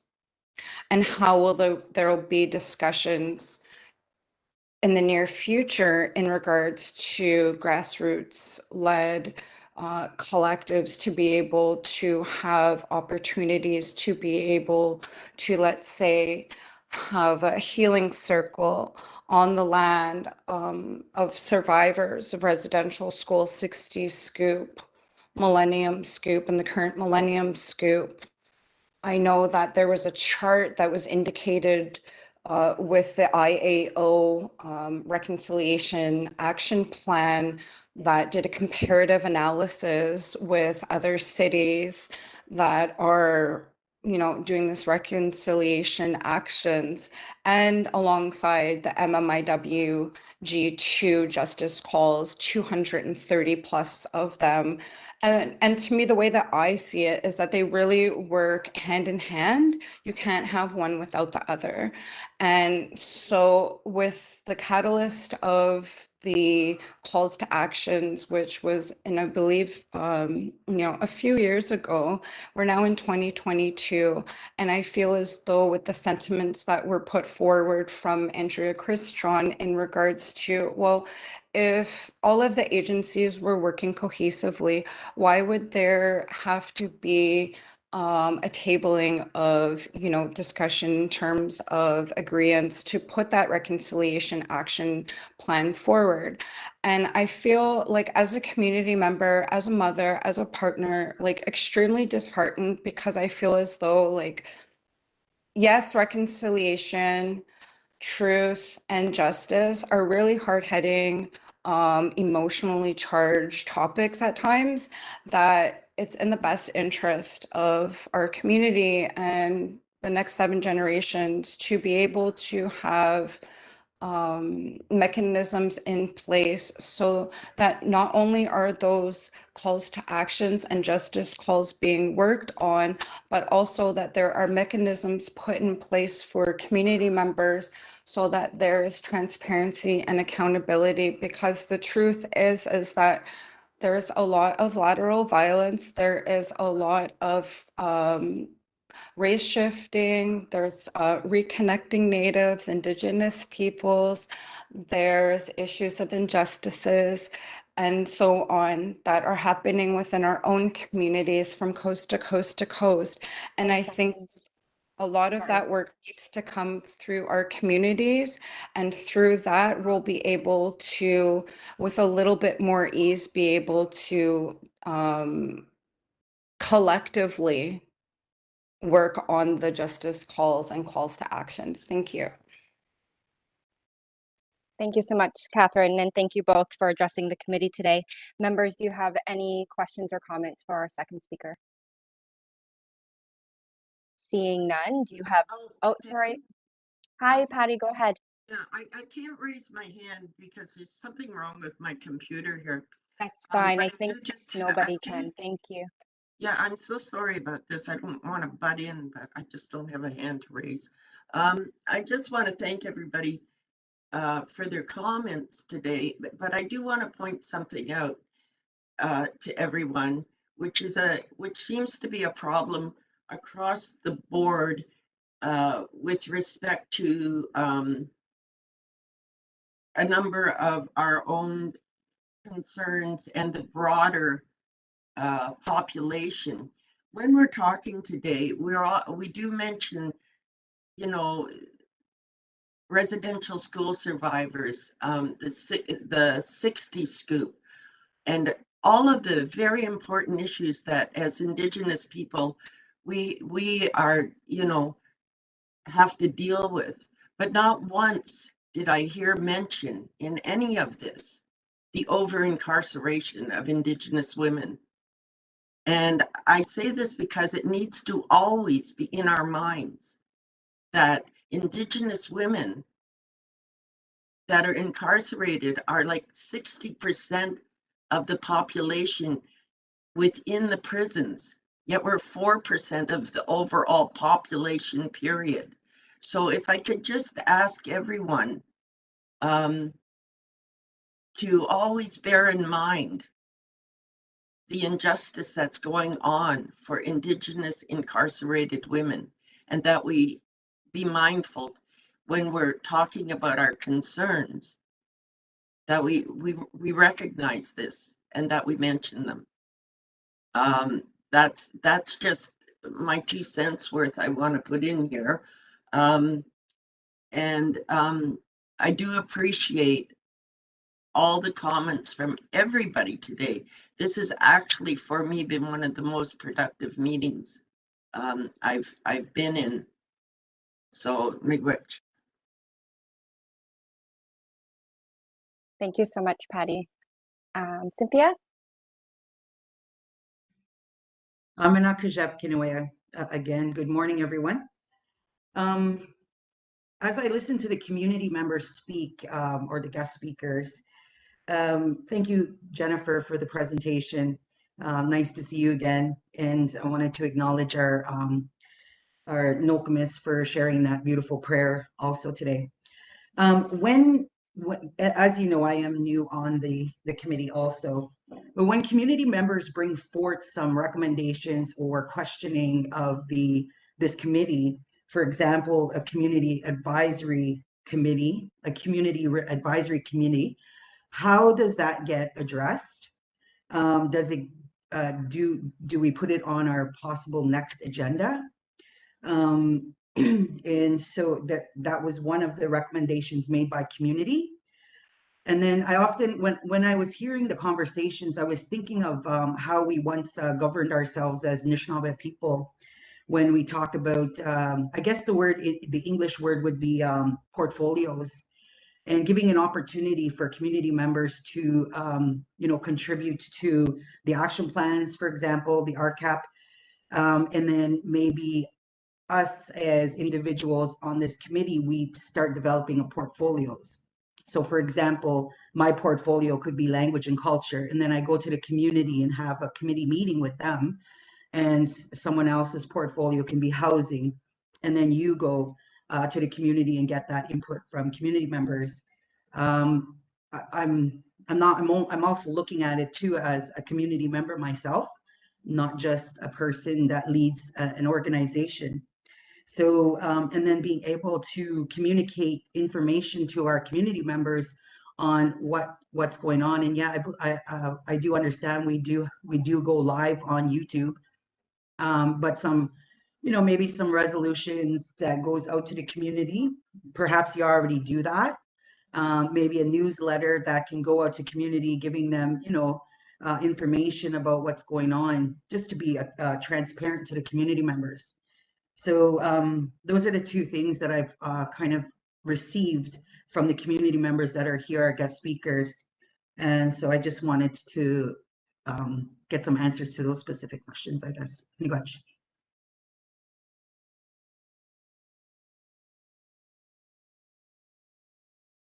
Am I to respond to that right now? Yes. If you have some answers for Cynthia, that would be amazing. And then I know there was a little bit of other pieces in their process. Maybe the clerks have some thoughts, and Councillor Layton, I saw raise his hand, so I'll let you guys converse on those question items. Okay. Thank you, and thanks to Tiffany and Catherine for your very insightful comments, both on the Indigenous funding framework and other topics this morning. I heard a few real key themes, and Cynthia, you've pulled those out as well. One being community consultation and transparency. And often as funders, the community that we work with are the organizations. So those are like formal organizations or grassroots groups that represent community. But I'm hearing a desire for it to go a bit beyond that. And I think you're very right, Cynthia, in suggesting that is a next step conversation at the advisory committee when we gather together to consider how can we do that. Consultation and engagement is on the work plan for this year, and we're looking to recruit a consultant through tasks to do some of that work and to bring us all together. So that is certainly on the agenda, and I think a great topic for the advisory committee to dive into deeper to consider how all stakeholders, not just organizations, are represented in this process. And another piece that I heard through Catherine's comments are around grassroots groups and collectives and increasing opportunities for those groups, and that's something that the advisory committee has considered and is on the table for engagement, and for the consultant to work with to bring us to bring groups together so they understand and know about our funding and we know about their needs. The idea about the portfolios, Cynthia, I find that a really interesting idea, and I would love to discuss that further with the committee. I think I've spoken to the key pieces, and I know others wanted to jump in right now. Councillor Layton? Yes, thank you very much, the chair. I'll kind of loop in what I think could be a couple of responses to Cynthia's questions and comments in with just my comments overall. I would say it's a very good question, Cynthia, because, and I think this, we've been grappling this with for now several terms, in fact. It's how can we organize this advisory committee in such a way that it reaches a wider audience and more members of the community. We're going to have that opportunity. I would just suggest in the item 7 when we talk about the terms of reference, and I don't think it's anything we need to make a decision on today, but I think this is the ongoing dialogue for the rest of the term. I certainly heard this from others at previous meetings. We got to find a way to make it more accessible and better in line with the spirit of Indigenous traditional teachings. I don't know how to get there as one of a few non-Indigenous people on this committee. That's where I'm at a bit of a loss for how to contribute. But what I do understand is some of the confines that we exist in our current terms of reference. If we were on a statutory committee, I would say the answer to that would be form a subcommittee and go out and go through a subcommittee process directly with, and you could do it in such a way, like we formed a subcommittee on climate and the environment a while ago. And we went out and that turned into Transform TO, our climate action plan. But even those subcommittees are bound by the process, which is, I think, at the heart of the problem, because our process here, where we have presentation, deputations, question and answer into committee, like it's not in, it doesn't present itself as a way for building collaboration. So I would just say that let's have this is a frank conversation as to what do we need to change as part of our terms of reference. And the term that report, at least the one that preceded it, that talks about the appointment of members, it tells us that we really are, we don't have just an open-ended ability in its current form. So let's figure out how it needs to. I think that the next couple of meetings before the end of term, this should be our #1 priority: is how do we figure out how to change the rules so that we can advise City Council about what needs to change with respect to the terms of reference, so this committee can be more productive as well as more inclusive with the community as a whole and its membership. I would add the one thing we can do as a committee is, with respect to advice that we get from constituents, is make a motion and put it into and have staff evaluate it or have staff implement it.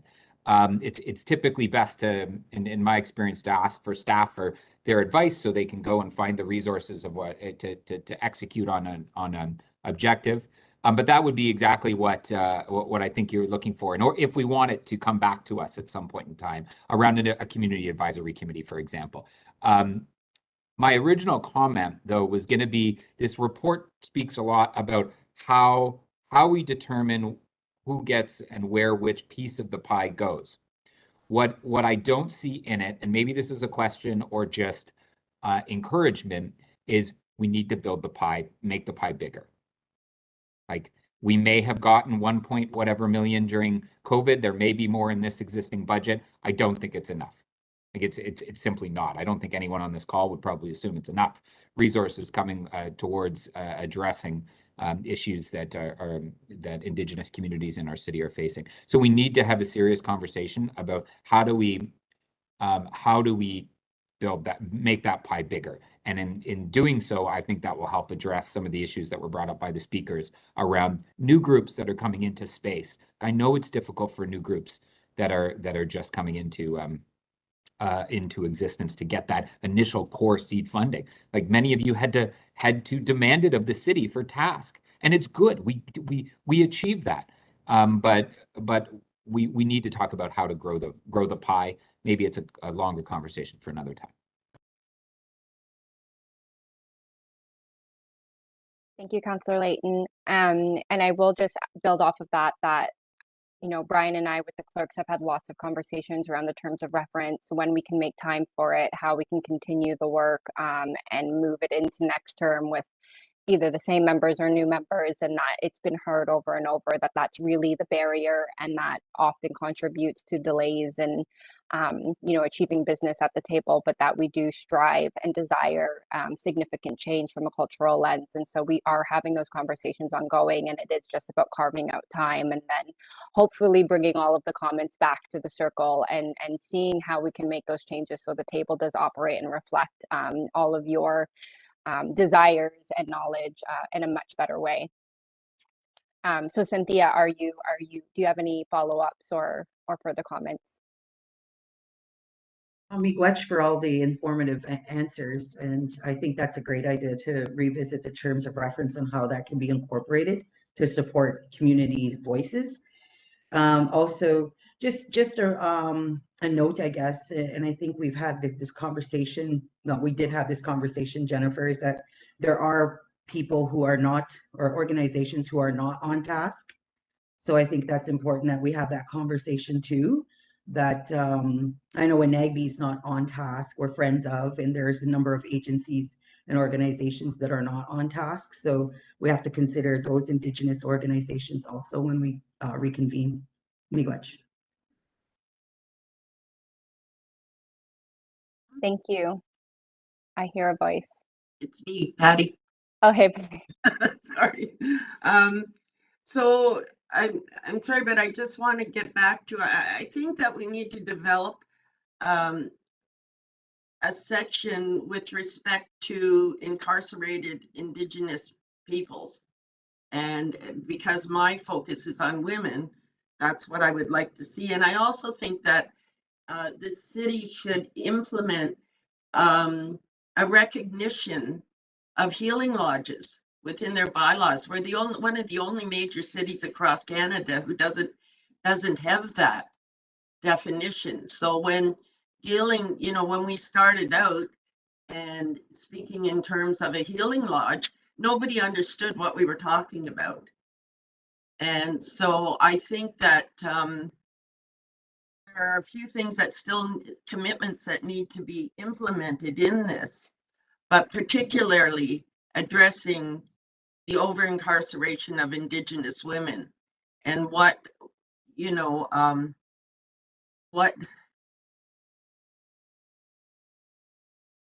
is the city willing to do about it? I know that Councillor Layton has been a wonderful, wonderful ally, Councillor Crawford, but it just, we wouldn't be here. I know Thunderwood Woman wouldn't even be here if it wasn't for Council Fire. So I would like I would like something in this reconciliation plan that the issue of over incarceration is addressed somehow. That's pardon me if I can't articulate it, but I think you get the idea. Patty, I think you articulated it perfect, and I think that your voice and bringing that matter forward, because there's this long history of incarceration and isolation of Indigenous women. We need to keep that at the forefront, and so thank you for sharing that. And I think that also, Patty, sharing this thought is a reminder to us of how everything in our community interacts with one another, that our matters and our barriers aren't siloed. And so, while we're talking about funding, it comes back to that reconciliation plan and the significance of how it's all impacted within one another. And so, clerks, I know that you guys are working right now on that wrap motion. So if we can make sure that Patty's comments are included in that motion as we move forward, that would be greatly appreciated. And Patty, please correct me if that sort of captures, if that's accurate to what you wanted. Absolutely. Thank you. Thank you, Miigwech. Okay, so on the Indigenous funding and the presentation that Jennifer gave us, are there any more speakers to the item?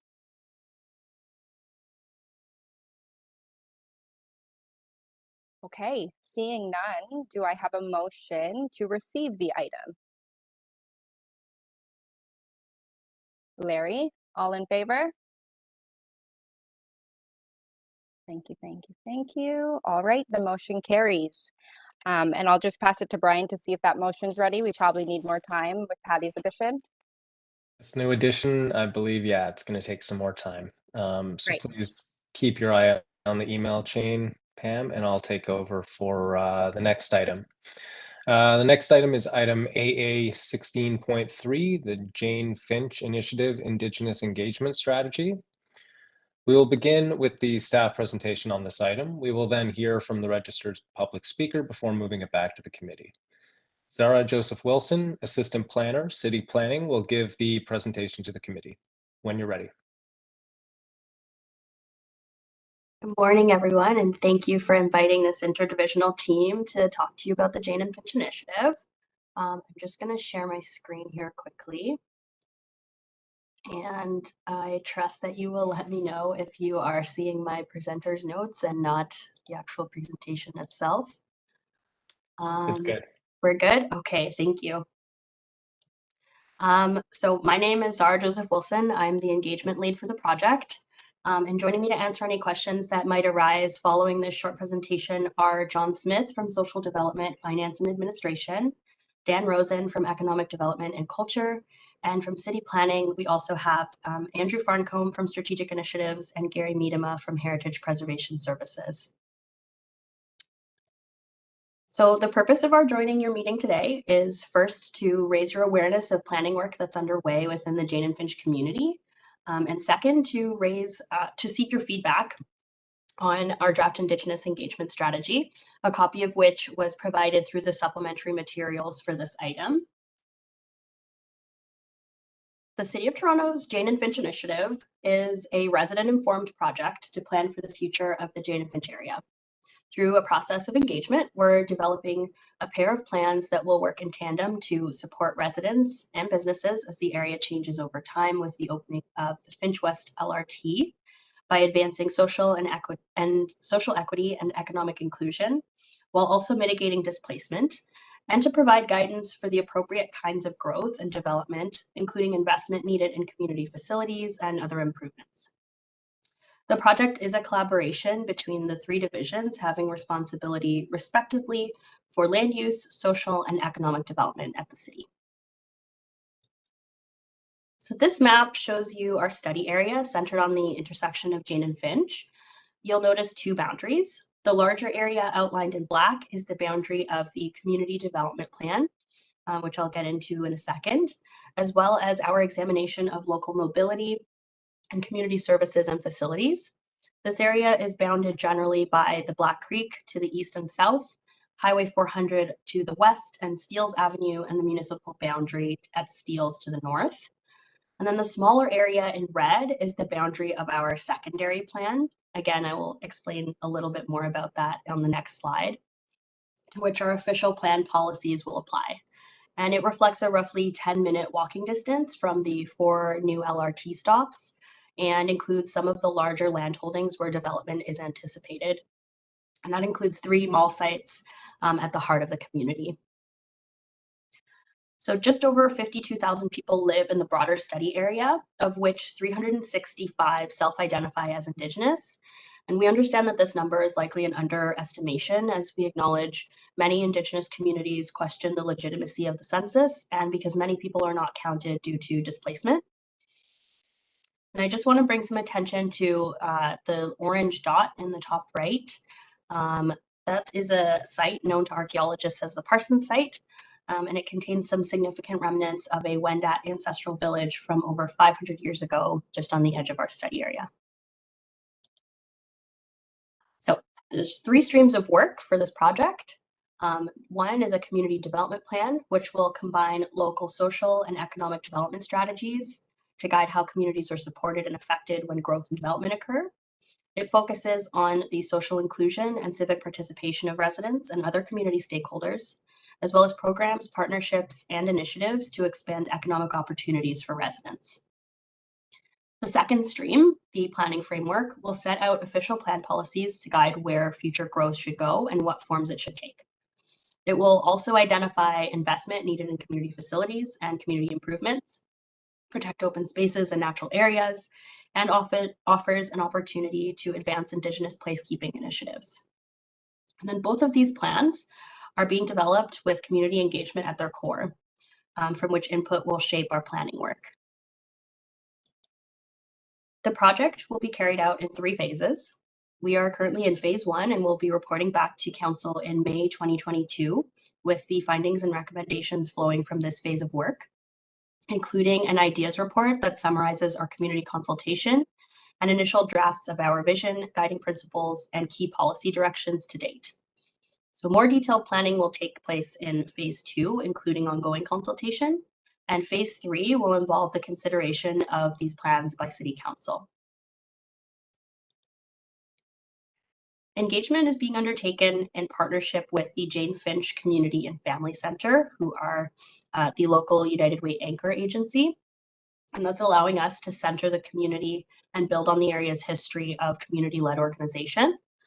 The Jane Finch Center has facilitated all engagement events throughout phase 1, including monthly meetings with our Community Advisory Committee, which is a group of 18 community members who are selected in part through a civic lottery process to reflect local diversity.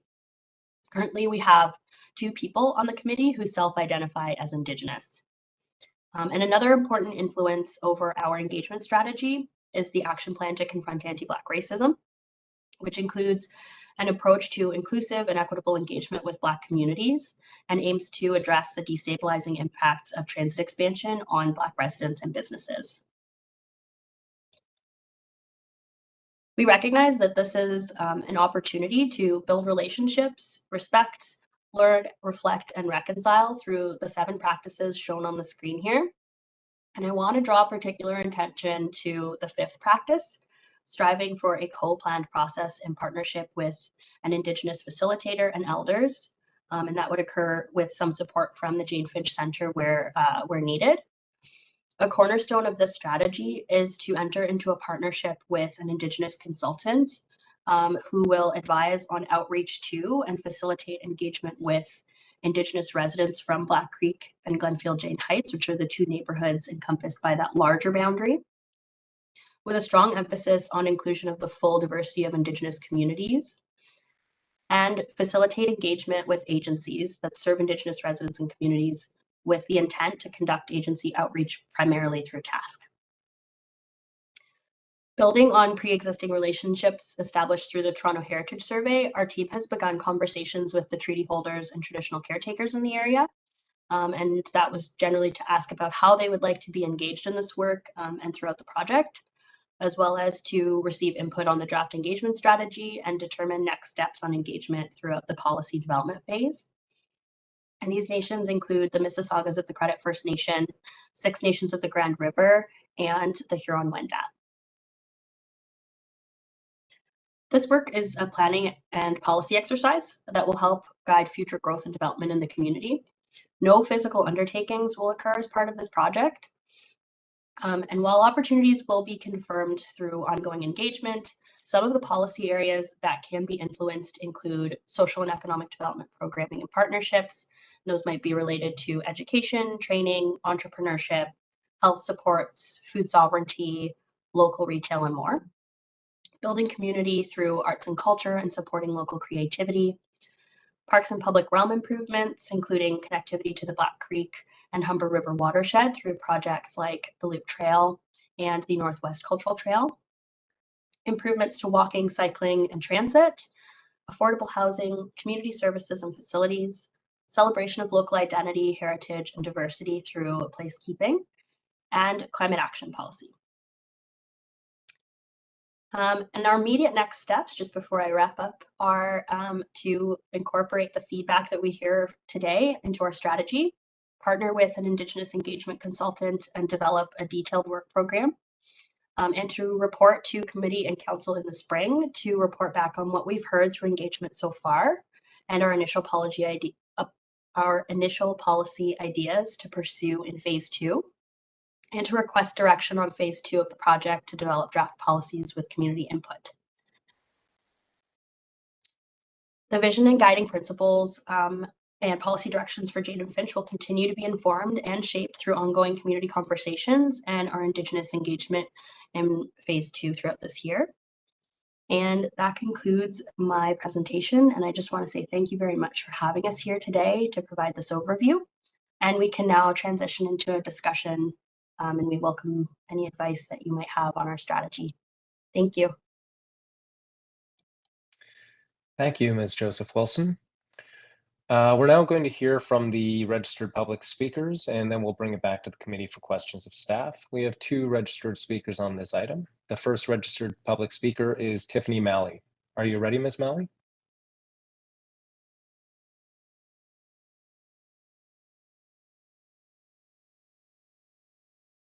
Tiffany Malley, can you hear me? This is the host to the chair. It doesn't appear that Tiffany Malley is connected to the session. Okay. Hopefully she can get back on shortly. Thank you for the update. We do also have Catherine Gandy on this item. Catherine, can you hear me? Thank you. You're welcome. You have 5 minutes to speak, and when you're getting close to the end of your time, I'll let you know, okay? Please go ahead. So I just have a couple of questions. Thank you for the presentation. I'm just wondering, how will the selection process be for an Indigenous consultant? And also, what is the feedback that you've heard so far?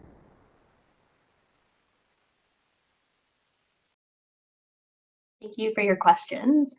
So the selection process will be in part through, we've received a list from the Indigenous Affairs Office of some trusted consultants that we typically do work with.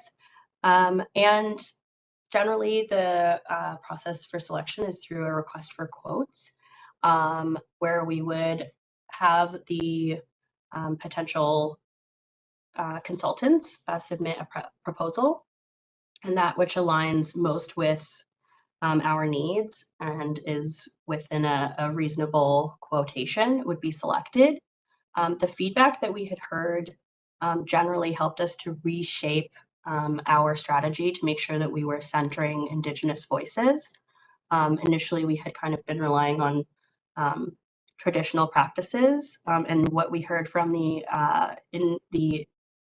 Indigenous Affairs Office was that we really should be bringing on an Indigenous facilitator to ensure that the right groups were being brought to the table and to make sure that we were engaging in appropriate cultural practices when approaching various groups and First Nations with this work. We commenced our Indigenous engagement process in the summer of 2021 by ensuring our Indigenous resident participation on our community advisory committee.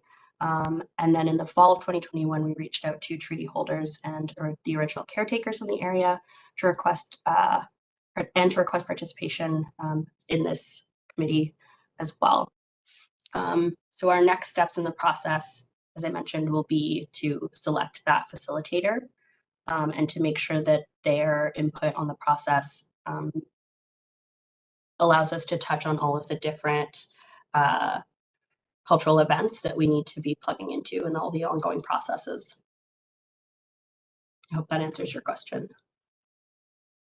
Hi, Catherine, just for clarification, the opportunity for you to speak is to make remarks and comments to the Aboriginal Affairs Committee as opposed to asking questions of the presenter.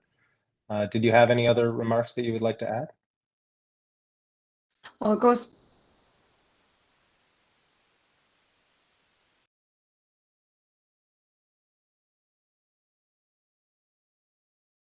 Sorry, Catherine, we can't hear you. I don't know if you're still there.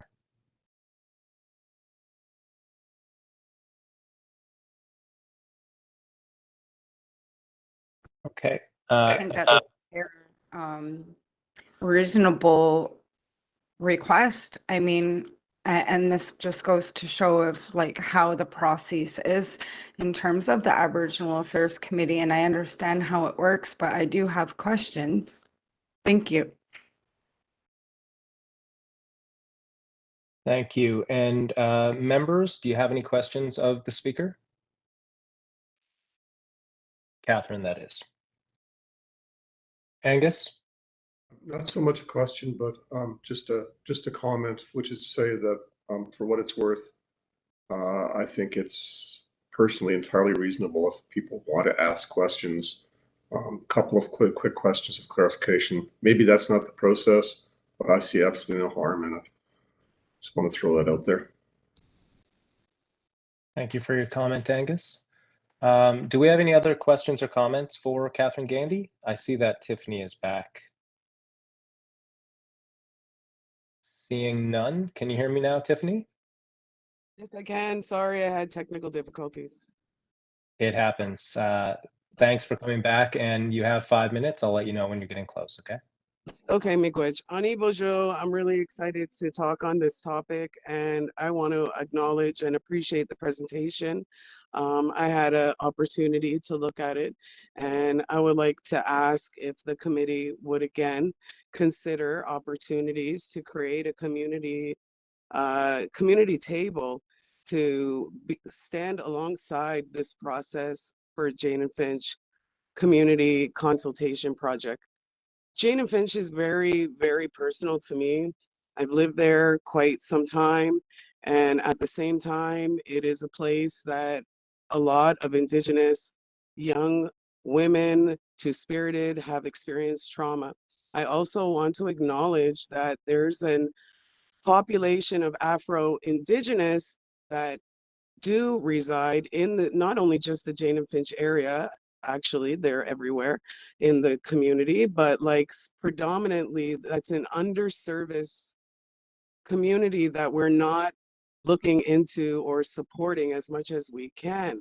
And so I was looking at the documentation in terms of the consultants that are going to be working on this project, and it seems like it's always the same people all the time. And I acknowledge that we appreciate them, but do we get another perspective from someone who has great lived experience in the Jane and Finch area and has a lived understanding of what the community is really needing? And I want to also acknowledge Patty, because I think it's true. We do forget the over representation of Indigenous women incarcerated. And I think that a lot of this core determinants of health and where we live sometimes really impacts our journeys into where we are going. And I know specifically Jane and Finch was a place for me where I did experience a lot of trauma. And I feel that being involved in the Jane and Finch project as a community member, as a knowledge keeper, and most importantly, because I feel like I'm getting a little bit older, I am also an elder because I do have a lot of lived experience. And although the community and the IAO and the task give me opportunities to speak, I want to be more involved. And I appreciate the opportunity when I came and asked for a community advisory to work with the TASAC and the IO. And I'm not understanding where the terms of reference has to do with creating a group of community who just wants to be informed about the processes so we can be involved. I can't keep up with all of the processes and the things that are going on. And I want to also acknowledge the great work that is already being done in the Jane and Finch community for our community, because the Black Creek Pioneer Village, they're doing such beautiful stuff and they're making food, sustainability, and I feel that these would be opportunities to explore other than creating and honoring the great community that the Jane and Finch is doing and continues to do to thrive for the entire community. Miigwech. Thank you for that, Tiffany. Excellent, excellent points. Very well put. Members, do you have any questions for this public speaker? I am not seeing anyone. Thank you for addressing the committee today, Tiffany and Catherine. Members, do you have any questions of staff and the presenter on this item? If so, please raise your hand or unmute your mic to let me know. Seeing none. Are there any speakers to this item? If you wish to speak, please raise your hand or unmute your mic to let me know. Francis, go ahead. Yeah, thank you, Ms. Joseph Wilson, for bringing that revitalization of the Jane Finch area to our table. You had mentioned that you're looking for a consultant or a facilitator to do the work in that area. This committee is called the Aboriginal Affairs Advisory Committee. So putting that in front of this committee would have perhaps landed you more choice in who facilitators, consultants could be attached to your project. And this is the first time that I'm hearing that you're already looking for a facilitator or a consultant. There's a lot of very intelligent people sitting around this table, and they have all had dealings with facilitators and consultants, and it would be a good place to come first when you're looking for help in what you're doing. So just remember that this is an advisory table who can give you good advice on where you're going and what you're doing.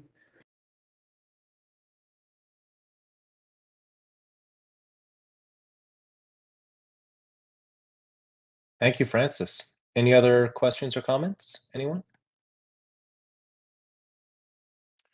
Hearing no further speakers, do I have a motion to receive the item? Angus? All those in favor, please raise your hand. Okay, the motion carries. I just want to check with the clerks. I think we were close just a moment ago. Thank you, by the way, Ms. Joseph Wilson, again. But I just want to check with the clerks and make sure that the previous motion that was being worked on for item 1 is still moving forward, because we are getting a little later on in the meeting at this point, and I just want to make sure that we aren't going to be losing any of the people who want to make sure that their names are included as votes. Okay, it looks like I'm seeing it looks good. Clerks, if you could put the motion on the screen when you have a chance, and we can get back to it. Yes, Mr. Chair, I will display the motion. Thank you.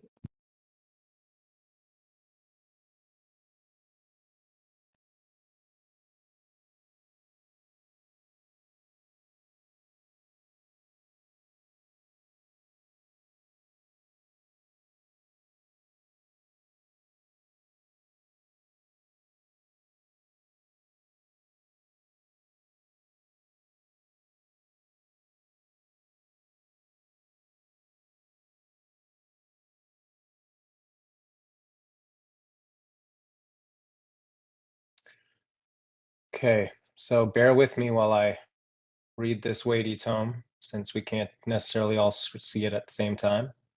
I am moving the motion, by the way, that the Aboriginal Affairs Advisory Committee, 1, acknowledge and endorse the Reconciliation Action Plan as a city mechanism to begin the process of reconciliation with the Indigenous community. 2, recommend that City Council, A, amend Action 2, enhance Indigenous education of the Reconciliation Action Plan to include the Toronto Police Services in the list of agencies, and B, amend Action 12, National Inquiry into Missing and Murdered Indigenous Women and Girls, to include the Toronto Police Service in the list of agencies and to acknowledge incarcerated Indigenous women. 3, recommend that City Council request the City Manager to A, work with the Toronto Police Service Board and the Toronto Police Chief on developing accountability measures for the implementation of the actions in the Reconciliation Action Plan, including Action 1, the Reconciliation Audit, Action 2, Education, and Action 12, National Inquiry into Missing and Murdered Indigenous Women and Girls. B, consult the Aboriginal Affairs Advisory Committee on the development of accountability measures for the Reconciliation Action Plan and report twice yearly to the Aboriginal Affairs Advisory Committee on the development and implementation of accountability measures. And C, review city bylaws, policies, and processes with a view to recognizing and supporting the importance, benefits, and values of Indigenous healing lodges and report to the Aboriginal Affairs Advisory Committee. Thank you for displaying that, and it includes everything I expected it to. I hope that it speaks to the comments of the committee, including what Patty had to add. All those in favor of this motion, please raise your hand. I have a question first before we do this. Go for it's Andrea. Should it not come? I appreciate that you're a co-chair or chair, but should the motion actually be advanced by one of the committee members, and then there's some discussions around it for any particular amendments before? Because we talked about this being a live document, but it isn't. It doesn't identify other than to be reviewed specifically twice a year. So I would like to propose that you not advance it as a chairperson or a co-chairperson, and that it be advanced by one of the other committee members, and then we can have some dialogue before doing a vote. Just as a reminder, I am a committee member, so I do have the right to move a motion that I believe in getting behind, and that's exactly what I'm doing. If there is an interest in having further discussion on this item, I would absolutely encourage it. Does anyone else have any questions or comments or edits to provide?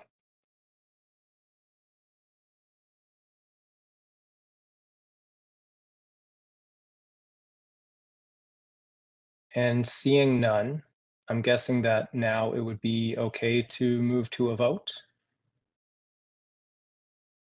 So all those in favor, please raise your hand.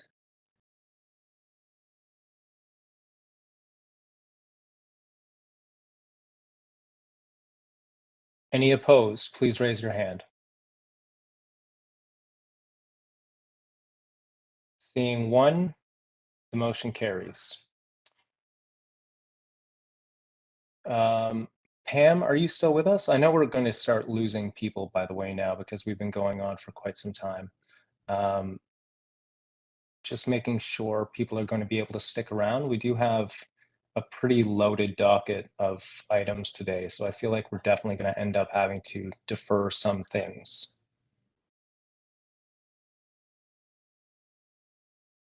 And I may have lost Pam. Can I ask a question, Brian? Of course. Can we not defer item AA 16-4, seeing as it was deferred from the last meeting as well? People want to go somewhere, and without a name on the street, they're going nowhere. Yes, absolutely. So before we make any motions to defer, we want to make sure that we definitely get through that one item. So let's get right to it then. So the next item is item AA 16.4, naming of, I'm not going to be able to say that today. I practiced so much last month. I hope my apologies are accepted. But the community recreation center and library. I believe it's Ethennonnhawahstihnen. Sandra Rodriguez, Director, Policy and Strategic Planning, Parks, Forestry and Recreation, and Dominic Samari, Conseiller, I cannot speak French, but Conseiller en Gestion du Territoire, Nation Huron-Wendat, will give a presentation to the committee. My apologies, sir, on the French and the Wendat. Please go ahead and give the presentation when you're ready. Thank you. And thank you, clerks, for hosting the presentation. Good afternoon. My name is Sandra Rodriguez, and I am the Director of Policy and Strategic Planning in Parks, Forestry and Recreation. I want to thank the committee for considering our presentation today. I am here today to tell you about the recent process that we undertook to name Ethennonnhawahstihnen Community Recreation Center and Library. Also to thank this committee for your role in this process, and as well as to seek the committee's advice kind of on our next steps regarding Indigenous engagement related to placemaking and to inform programming. The community center is actually under construction at 100 Ethennonnhawahstihnen Lane and is expected to open in 2023. And the name is a result of a collaboration between the Huron-Wendat Nation and the City of Toronto and the Toronto Public Library. This collaboration actually started back in 2019 when we worked with Indigenous partners to name the adjacent park and street. Next slide, please.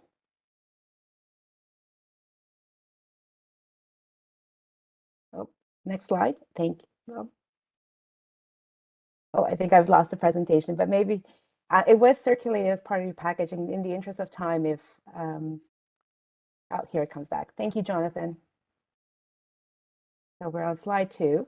I do want to acknowledge, in particular, I want to thank Dominic St. Marie, Melanie Vincent, and Dr. Lesage from the Huron-Wendat Nation for their participation in these discussions and for sharing their wisdom about the Wendat language and the Wendat name. Actually, Dominic is attending this meeting right now. I'd also like to acknowledge that Toronto is covered by Treaty 13, signed by the Mississaugas of the Credit First Nation, and to thank them for their participation in earlier discussions to recognize the Indigenous significance of this site on which the community center will be located. Finally, I want to thank just my colleagues from Economic Development Culture, Indigenous Affairs Office, and the Toronto Public Library, and my PFNR colleagues who are in attendance today to answer any questions coming out of this presentation, who have been fully engaged in this process.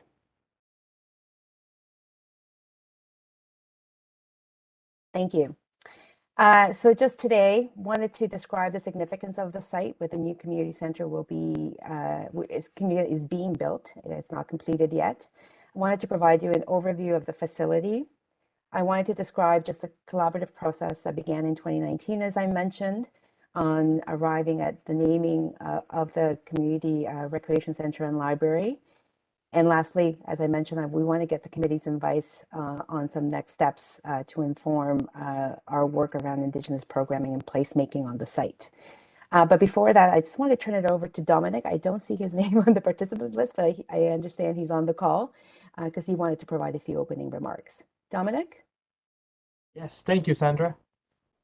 And I'd like to begin by saying, Brian, your French was great. It's okay. You said it the right way. And your Wendat was quite okay. I gotta say, in Wendake, we're still working out the kinks of the Wendat language. So worry not. You're actually much better than some Wendats, as much as I'd hate to say it. So yes, Ethennonnhawahstihnen was a really important place for us due to its proximity to the Moatfield Ossuary village site. And so Ethennonnhawahstihnen means those who live long, beautiful lives. And as we go through the presentation, you'll get a better understanding as to the meaning behind the naming itself. But I'd like to open with a few remarks about what a name means in the Wendat culture. And you might all be aware of that, but for posterity, I'd like to share it. As you know, a name conveys far more meaning than only the syllables that are contained within it and the sounds that just come out of our mouths when we say a name. The name is supposed to represent something, and it's supposed to describe the current situation. And so living beautiful and long lives is something that is essential to all of our happiness as well. And it was our belief that celebrating the Moatfield Ossuary and the people that lived in the Moatfield village was really important for the park. And then once the street was named after the park, it became quite obvious that the community center being on that street should be named in the same way. And so we were quite honored to see those three place naming happening in succession, celebrating those beautiful, long, and happy lives.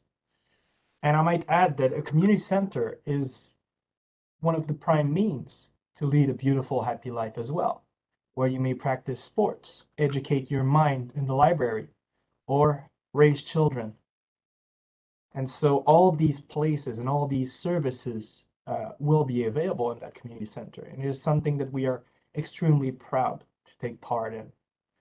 And so, yeah, it is something that we're extremely happy to see, and that we are really, really glad to see this recognition of the past of Toronto as the homeland of the Wendat Nation.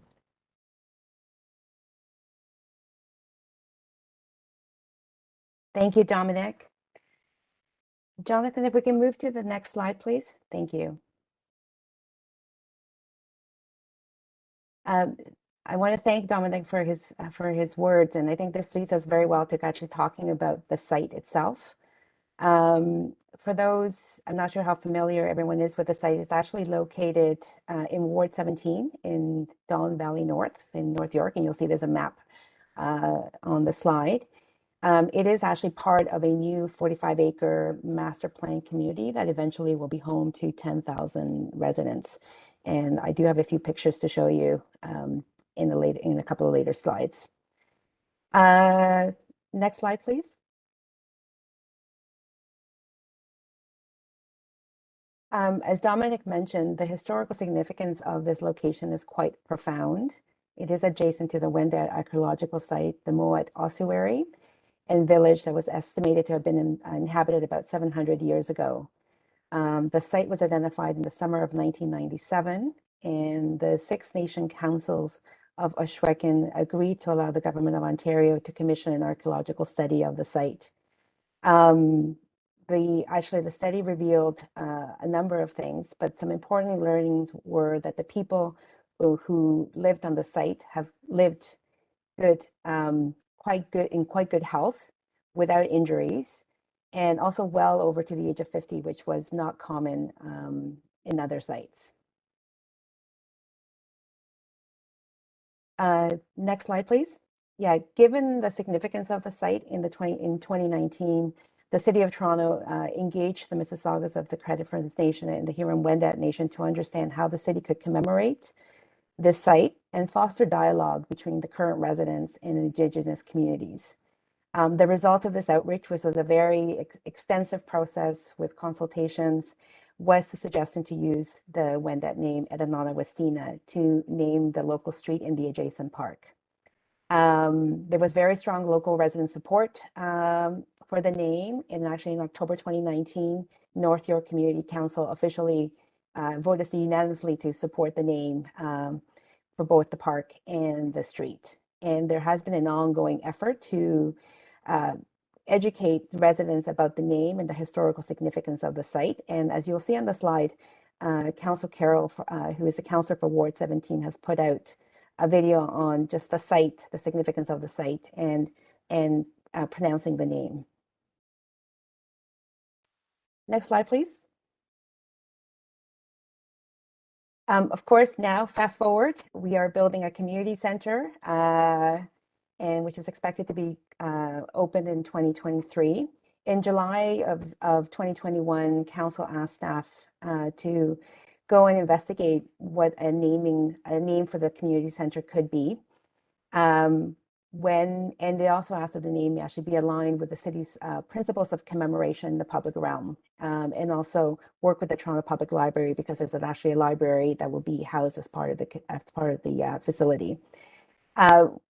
You can see there are some aerial shots here of the building. So just very quickly, because I know in the interest of time, the top one is of the facility and the adjacent neighborhoods. And the bottom one is actually an artist rendition of the community center and library with the towers, the residential towers that are being built.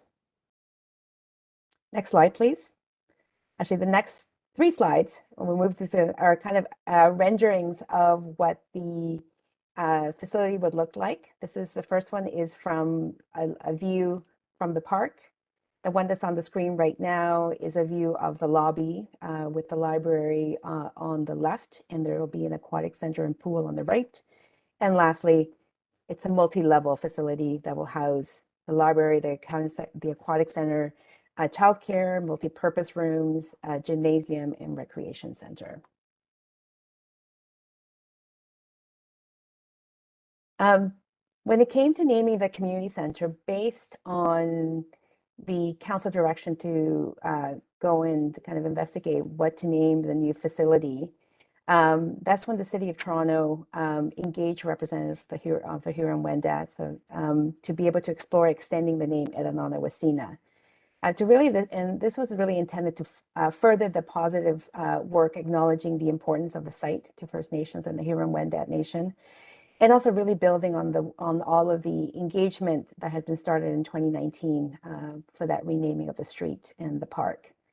The name is aligned with the city's draft commemorative principles, and those principles are actually on the next slide, slide 12, but in the interest of time, I won't go into detail, but happy to answer any questions. And finally, the name is aligned with the City of Toronto's convention to name facilities after their location and street. Dominic, is there anything you wanted to add to what I've already said in terms of the naming and how we got here? Well, yeah, I think as you've said, Sandra, it is a great opportunity for us. And for the reference of everyone in the committee, the 10,000 additional people that will live in the area thanks to this master planning is actually about double the population of all Wendat in Canada. And so it is something that we're quite proud and happy to see, is that the land that used to be our homeland, that we used to cherish, is still cherished to this day, and it has become the home of many other people.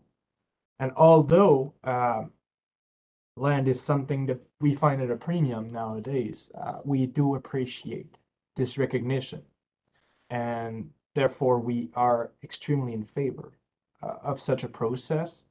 And as our chief Romain has said, and the North York councils said, was that last week or 2 weeks ago? Time flies, so I'm not sure.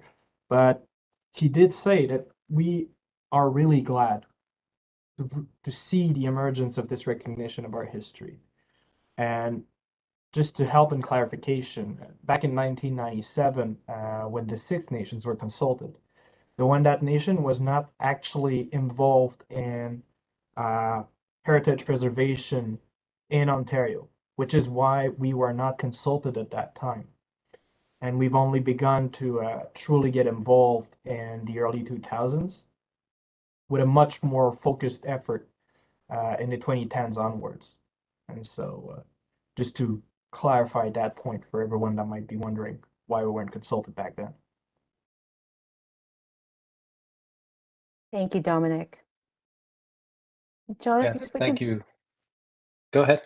Oh, if we can just move. So that's a good segue. So as you recall, this presentation was deferred from the January 14th Aboriginal Affairs Advisory Committee meeting. But at that time, your support to proceed really allowed us to kind of proceed in a timely manner and to actually seek formal adoption of the name. As Dominic mentioned, actually, and subsequent to that, on January 24th, actually, the Toronto Public Library Board approved the name Ethennonnhawahstihnen branch for the new on-site library. And on February 23rd, North York Community Council officially approved the name Ethennonnhawahstihnen Community Recreation Center and Library for the new facility. So we were very pleased, and we really appreciated the committee's recommendation, because that really helped advance the name and get us to that February meeting of North York Community Council. Next slide, please. So in terms of programming and placemaking, we recognize that the efforts to advance Indigenous placemaking and truth and reconciliation doesn't end with the conferral of a name for a new facility. And the city is committed to exploring opportunities for Indigenous placemaking and programming at this new community center as really a necessary next step in fully realizing the significance and the meaning of the name. We're very interested in the committee's advice on approaches to support Indigenous programming and placemaking at the site. And we do have a few questions built into this presentation. If we don't have time to kind of have a full discussion, happy for any any thoughts afterwards, but we'd also be happy to come back to the committee at a later date to provide an update on this work. Next slide, please. So in terms of our immediate next steps, we are working, collaborating with the Huron-Wendat Nation to explore the commissioning of Indigenous artwork and historical and cultural interpretive content on site. This work is at the very preliminary stage, which is why we're here today, because we do want your input. We also expect that this work will continue past the opening. The opening is expected in early 2023. So there are opportunities. As well, we are working, once we get to the opening ceremonies, planning to work with the Huron-Wendat Nation, urban Indigenous communities to actually plan the opening when we're at that point. And the two questions that we have, if you can, just the next slide, please, is where we would like your thoughts is, how can the city commemorate the stories of past, current, and future Indigenous people and communities at the site?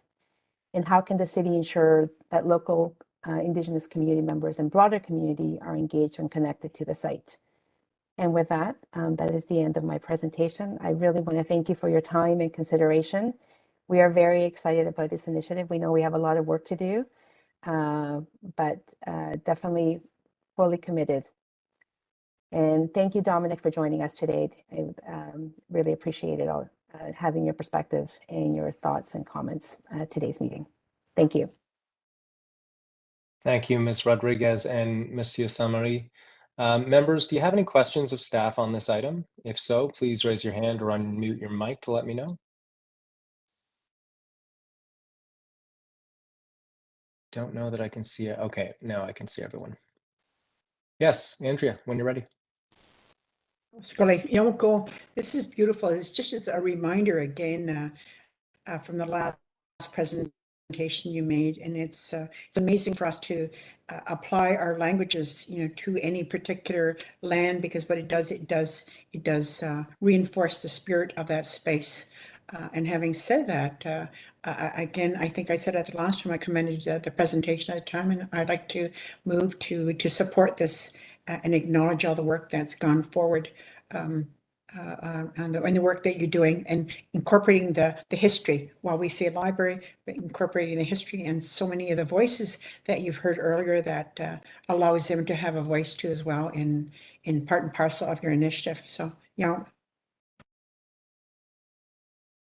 Thank you, Andrea. Yes, absolutely. I couldn't agree more. Members, does anyone else have any questions or comments for the presenters? Seeing none. Are there any speakers to this item? If you wish to speak, please raise your hand or unmute your mic to let me know.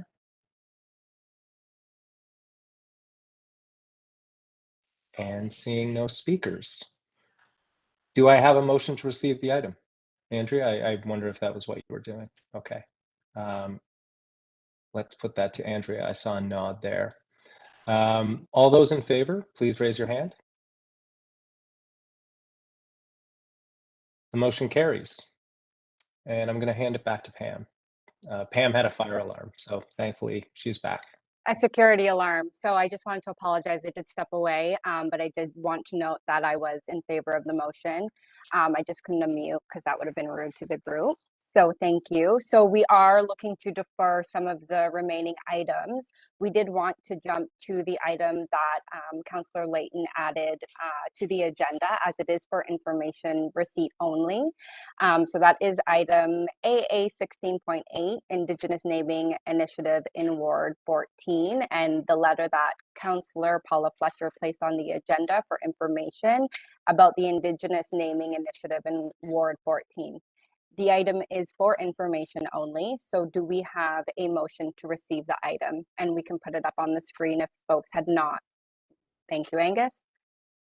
All in favor, please raise your hand. Any opposed? Okay, thank you. The motion carries.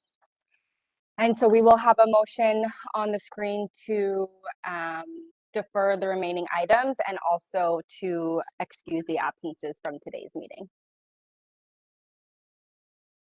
And Angus, go ahead. Just follow up to the last presentation. There were a number of questions or a couple of questions that they posed at the end of their presentation, and I get it. We're at the end of a long meeting. I understand that they're sort of looking for input, so I just encourage anybody who's on this call to give some thought to those questions and possibly reach out to them if they have ideas, suggestions. Thank you. Thank you, Angus. So at this time, I'll ask the clerks to put the motions on the screen.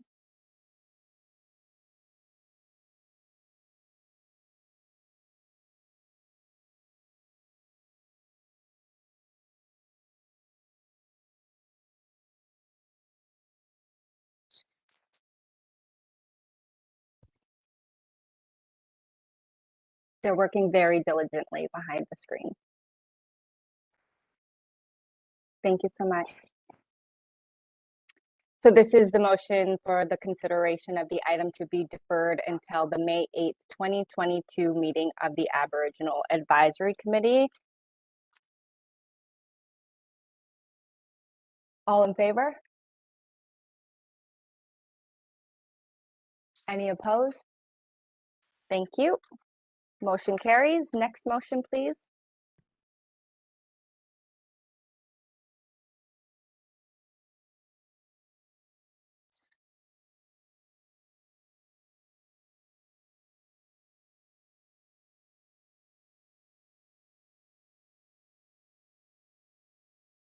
Madam Chair, Yes.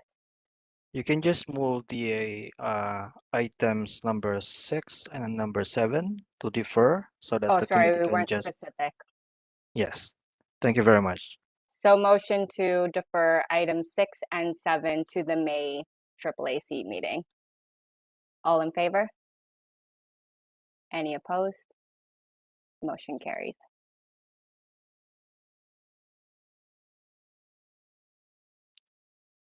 Next motion will be on the screen. And thank you everyone for a very productive meeting today. Madam Chair, give us a 1 minute here or a few seconds. We're just finalizing the motion to excuse the absence.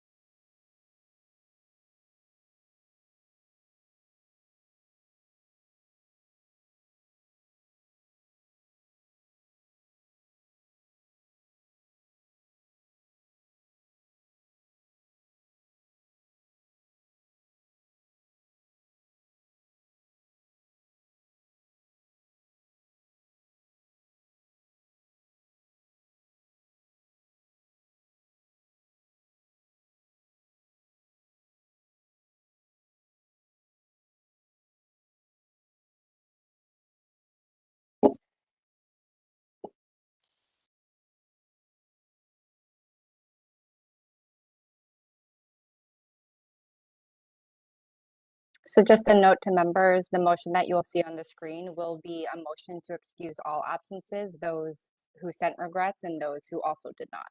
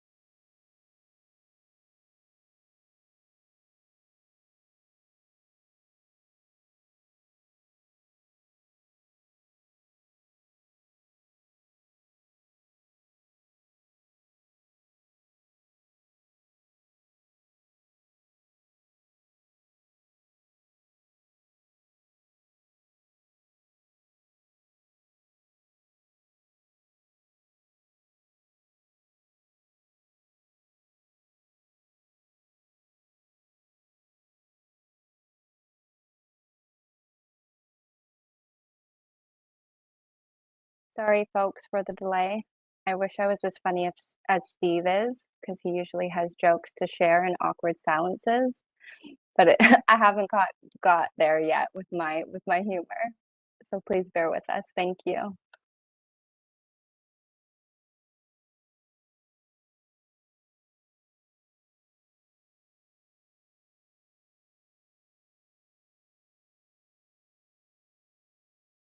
Larry, you're funny. Do you have jokes?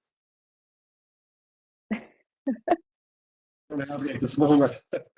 but you know, from my heart, though, I want to say Happy International Women's Day. I think it's a great day. So I ask the Creator to bless all women. Be great.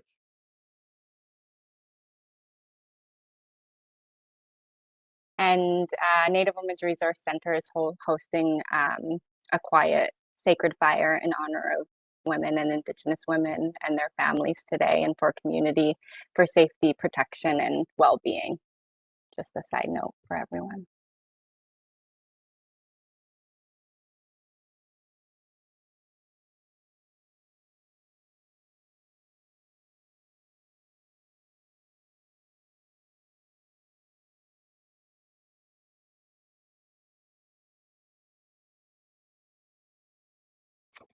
All right, here we go. So would someone like to move a motion to excuse the absences of the members who are not in attendance today? So that is Ruth, Nancy, Tanya, and Suzanne from today's March 8th meeting. Do I have a mover? Suzanne, thank you. All in favor? Any opposed? The motion is carried. Thank you very much. So that does conclude our business for today. Thank you so much to all of you for being here and all of your important contributions, and to all of our presenters and to all of the speakers. And our meeting is now adjourned, and we will have a closing. And today we did ask Ms. Suzanne Brunel to offer us a closing in keeping with some female empowerment with an opening and a close today. So thank you so much, Suzanne. Merci, co-chairs. I was truly inspired by the words of wisdom that Frances wrote and spoke to us. Her reminder to put the word unity into our actions, and also the uplifting words spoken by Vivienne Recollet, including her reminder to work together with kindness, honesty, and respect. These strong women, I think, set the tone for today's meeting. We're grateful, Creator, for the opportunity to meet virtually, the respectful discussions we had today, the reflections, the reminders, and the suggestions that members and speakers offered. On this day, we celebrate first and foremost Mother Earth, the women who have walked on Turtle Island from time immemorial, the women who walk on Mother Earth today, and all who will walk on her for the next 7 generations and beyond. We also celebrate the feminine in all of us. Merci, miigwech, thank you. Miigwech, Suzanne. That concludes our business. Miigwech, everyone. Bye all. Stay well.